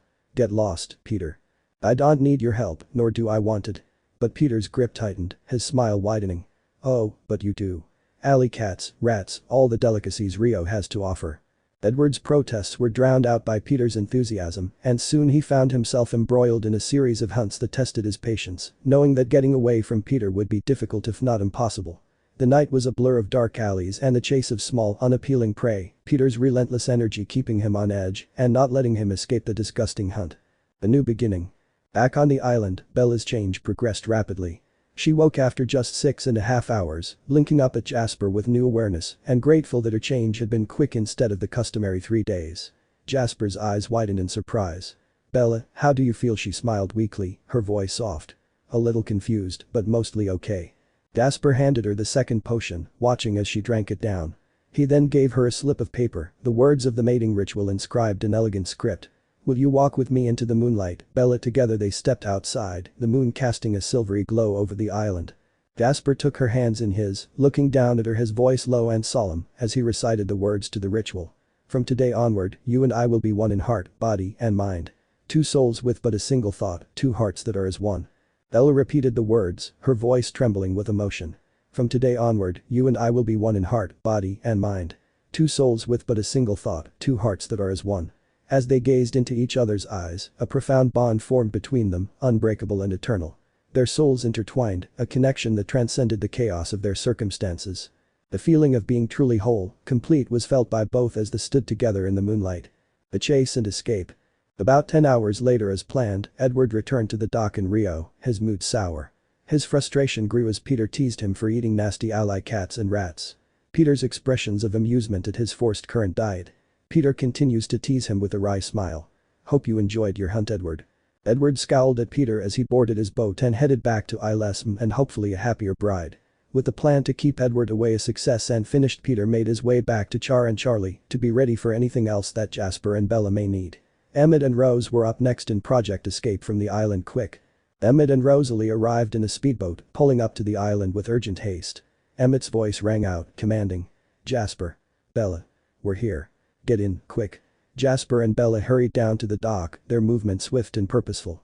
They tossed their luggage into the boat and jumped aboard as Emmett gunned the engine, the boat surging forward just as Edward arrived, his face twisted in rage. Get back here. Edward shouted, his voice echoing over the water. But Emmett steered the boat with expert precision, dodging Edward's pursuit and heading toward a hidden cove along the coast of Islesm. The chase was intense, but Emmett's knowledge of the waters gave them the edge they needed. As they slipped into the secluded cove, the adrenaline began to subside. Bella turned to Jasper, her eyes filled with gratitude. We did it. We're free. Jasper nodded, his expression a mixture of relief and determination. We're free for now. But this is just the beginning. We must be smart and stay ahead of Edward and contact Marcus about the situation. Back in Rio, Jasper promised to take Bella hunting as soon as possible, but for now, she was content to wait, the potion working to keep her calm. They had achieved the first part of their mission, but the journey ahead was fraught with uncertainty. Together, they would navigate the challenges, their bond a beacon of hope in the face of adversity. As the sun rose over Rio, Bella and Jasper prepared for the next phase of their plan, their future intertwined and their resolve unyielding. The world beyond the island awaited, and with each step, they moved closer to securing their freedom and forging a new destiny together. Twists and turns. Edward's fury and Carlisle's counsel. Edward's boat sliced through the Rio harbor waters, desperation and rage propelling him. As he reached the dock, his eyes darted about for any sign of Emmett, Rosalie, Jasper, or Bella. The dock was deserted, save for a few indifferent locals. His phone in hand and standing alone, a cold reminder of the unfolding chaos. With a deep breath, he dialed Carlisle. They're gone, Edward spat into the phone, his voice a harsh whisper of fury. First, Peter dragged me through a hunt from hell, then I get back to the island and find Jasper and Bella leaving with Emmett and Rose. No note, no luggage. Nothing. Carlisle's voice came through steady, an attempt to placate his son. Edward, calm down. They might have gone for a boat ride to another island or something. Give them some time. Go back to Islesm and wait. I'm sure they'll return. Edward's jaw tightened, the reassurance doing little to quell his anger. Fine, he snapped. I'll wait. But if they're not back soon, I'm coming home. I'll be in touch. Returning to the island, Edward's frustration only grew. Bella's clothes were gone, as were Jasper's. No signs pointed to a casual outing. With renewed determination, he called Carlisle again. They're not coming back, Edward's voice cracked with desperation. Bella and Jasper's luggage is gone. Shess left me. Carlisle's tone shifted, a hint of urgency creeping in. Come back to Forks immediately. We need to regroup and decide on our next steps. Edward packed swiftly, his mind racing. He needed answers, and he was certain they lay back in Forks. As he made his way back to Rio to catch a flight, his thoughts were consumed by betrayal and a burning need for retribution. Jasper's call to Felix. In a dimly lit room far from prying eyes, Jasper's fingers hovered over his phone. He needed a lifeline, someone who could understand the complexity of their situation. With a deep breath, he dialed Felix's number. Felix, it's Jasper. We've had to leave Islesm. Bella's transformation is completed and Edward's on a rampage. We need a safe place to sort things out. We found the mating law and potions in the old book, I think you sent us and used them. Felix's response was quick, his voice a blend of concern and authority. I'll take this to Marcus. Stay put until I get back to you. As Felix walked towards Marcus' office, his mind wandered to conversation with Esme. She had reached out to him, desperate for a way to help Bella and Jasper find each other amidst Carlisle's machinations. The old law book Felix had sent had been a lifeline, guiding Bella towards the truth about mating and the bonds Carlisle sought to impose. Felix soon called back. Marcus wants you in Volturi. Now. We need to clear this up before Carlisle spins his own narrative. Get here as soon as you can. And, Jasper, be careful. This is delicate. Jasper nodded, even though Felix couldn't see him. Understood. Well be on the next flight. Emmett and Rose are taking Peter, Char and Charlie to Argentina to wait for news. Bella and I will face this alone. Bella, who had been listening, looked up with concern. What's happening, Jasper? Where's my dad? Jasper squeezed her hand, his expression softening. Charlie's a vampire now.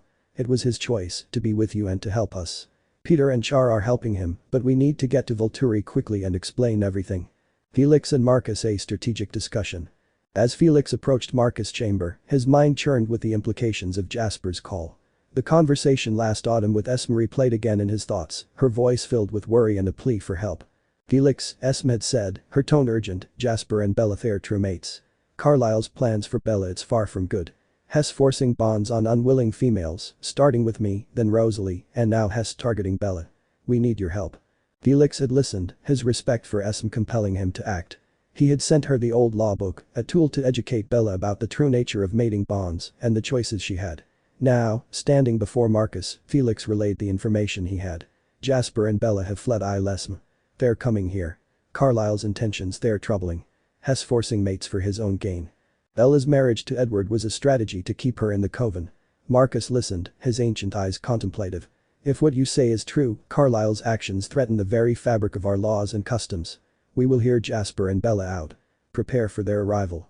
Felix nodded, grateful for Marcus' measured response. He needed to keep a tight rein on the situation to ensure that justice, not Carlisle's ambition, guided their decisions. Preparing for the flight. Jasper moved swiftly, securing commercial flights for him and Bella. The sooner they reached Volturi, the better their chances of explaining their side before Carlisle could intervene. Finding a secluded spot in the airport, Jasper kept a vigilant eye for any sign of Edward. As they waited, Bella's curiosity got the better of her. Jasper, what do you think will happen when we get there? Will they separate us? Jasper's eyes met hers, his expression earnest. We're mated, Bella. They won't separate us. We haven't broken any laws by becoming mates or by me being your sire. Our only misstep is disrupting Carlisle's plans, and I don't think he wants the Volturi to know what those plans are. Bella nodded, a mix of relief and anxiety in her eyes.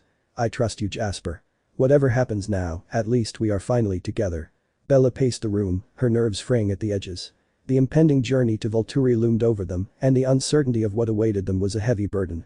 Jasper watched her, his concern deepening with each passing minute. We will need to be ready, Jasper said, breaking the silence. Felix and Marcus will hear us out, but we must present our case clearly. They need to understand the depth of Carlisle's manipulation and our genuine bond.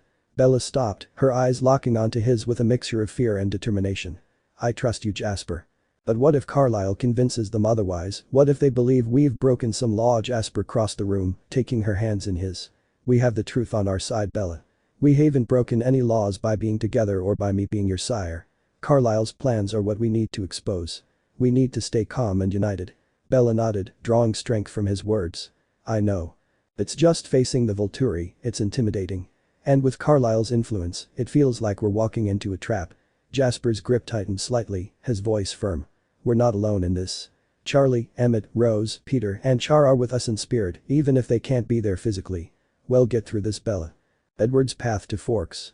Edward's fury had not abated as he bullied his way onto a private flight to Seattle, his demeanor icy and condescending. Once airborne, he called Arrow, his voice a tight coil of frustration and entitlement. Arrow, it's Edward. Jasper and Bella have left Esme, and Jasper has taken Bella without my consent. She's my wife, and she was supposed to be changed and be mated to me after our honeymoon. This must violate some law. Arrow's response was measured, his curiosity piqued. We will investigate this matter, Edward. Carlisle and you will be contacted shortly. The flight to Seattle was a torment for Edward, his mind racing with accusations and a sense of personal affront. Bella's cold behavior on the island now seemed like a deliberate attempt to escape him, an affront he could not tolerate.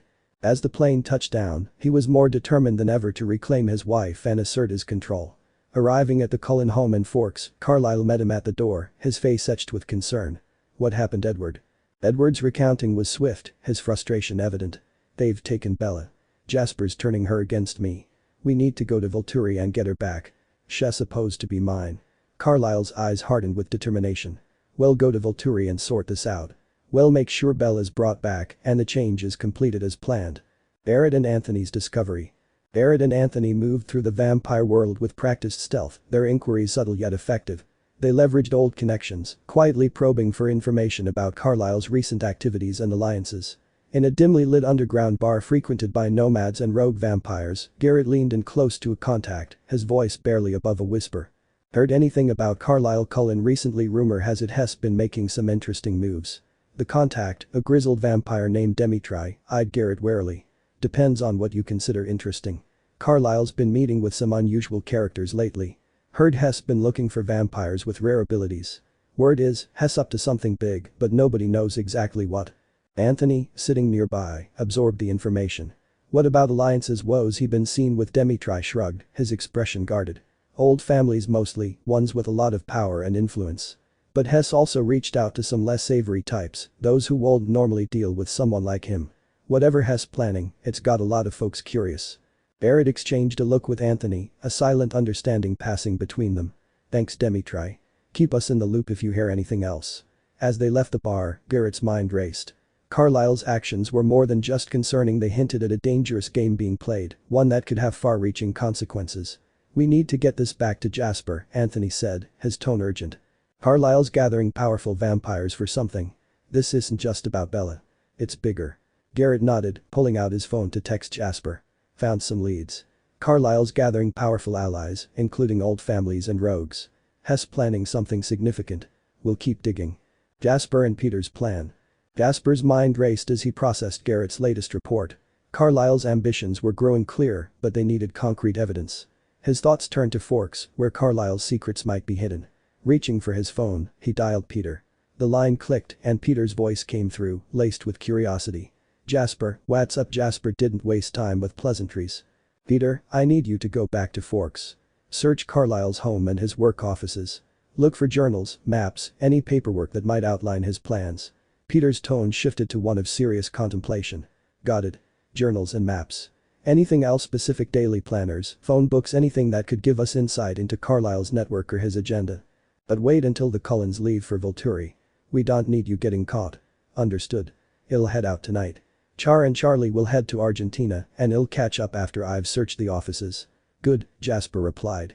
Keep in touch and be careful. This is critical. As he ended the call, Jasper's gaze met Bella's. Her eyes were filled with questions, but she didn't need to ask them aloud. Jasper's expression conveyed the gravity of the situation. They were delving into dangerous territory and every step had to be measured. Peter's mission in Forks. Peter arrived in Forks under the cover of night, the familiar scent of pine and rain mingling in the air. He made his way to the edge of the Cullen mansion's property, blending into the forest shadows. From his vantage point, he could see the house bustling with activity. The Cullens were preparing for their journey to Volturi. He crouched low, watching intently as the family packed. Carlisle's voice carried through the open windows, authoritative and final. We're all going to Volturi. No exceptions. I've already sent word to Emmett and Rose to meet us there. No questions. Alice's voice floated out, tinged with concern. Why can't Edward go alone? This seems excessive, Carlisle. Carlisle's response was firm. This isn't just about Edward. It's a matter of Coven unity and presenting a strong front. We all go. Peter's eyes narrowed as he observed the Cullens loading into Carlisle's Mercedes, their faces a mix of apprehension and resignation. As the car disappeared down the drive, he moved swiftly towards the house. Inside Carlisle's study, Peter methodically began his search. The room was meticulously organized, a reflection of Carlisle's disciplined nature. Starting with the desk, Peter pulled open drawers, his hands moving quickly but carefully. In the bottom drawer, he found a large leather-bound journal. As he opened it, a map slipped out, detailing various regions and marked with strategic notes. Peter's eyes widened as he skimmed the pages, each entry revealing more about Carlisle's extensive plans. Moving to another drawer, he found a daily planner filled with meetings and contacts, and a well-worn phone book with numerous names circled in red. Collecting these, he exited the house and made his way to the hospital. Breaking into Carlisle's office with vampire speed, Peter found another journal and, curiously, a photo album. Flipping through, he saw pictures of Bella, Edward, and the Cullens in various settings, interspersed with notations about alliances and strategies. Carlisle's ambitious plans. In a small hotel room in Port Angeles, Peter spread the collected items across the bed. He opened the journal first, its pages filled with Carlisle's meticulous handwriting. Each entry painted a picture of Carlisle's ambitions, a roadmap to power and control. 1. Build up finances and real estate holdings. 2. Build a solid, trustworthy reputation. 3. Establish a strong following in the vampire world. 4. Build a powerful coven. 5. Find a warrior to lead an army. Jasper Whitlock would be ideal. 6. Build an army. 7. Take over the Americas as my territory, Canada, USA, and all of South America. 8. Change the feeding laws to only allow feeding on animals. Side notes: with Bella's shield joining the family, we should have all the power we need. Peter's eyes narrowed at the implications. Carlyle was not merely acting out of paternal concern or ambition, he was orchestrating a coup that could reshape the vampire world. He quickly copied the critical information and sent it in an encrypted email to Jasper. Picking up his phone, he called Jasper directly. The end.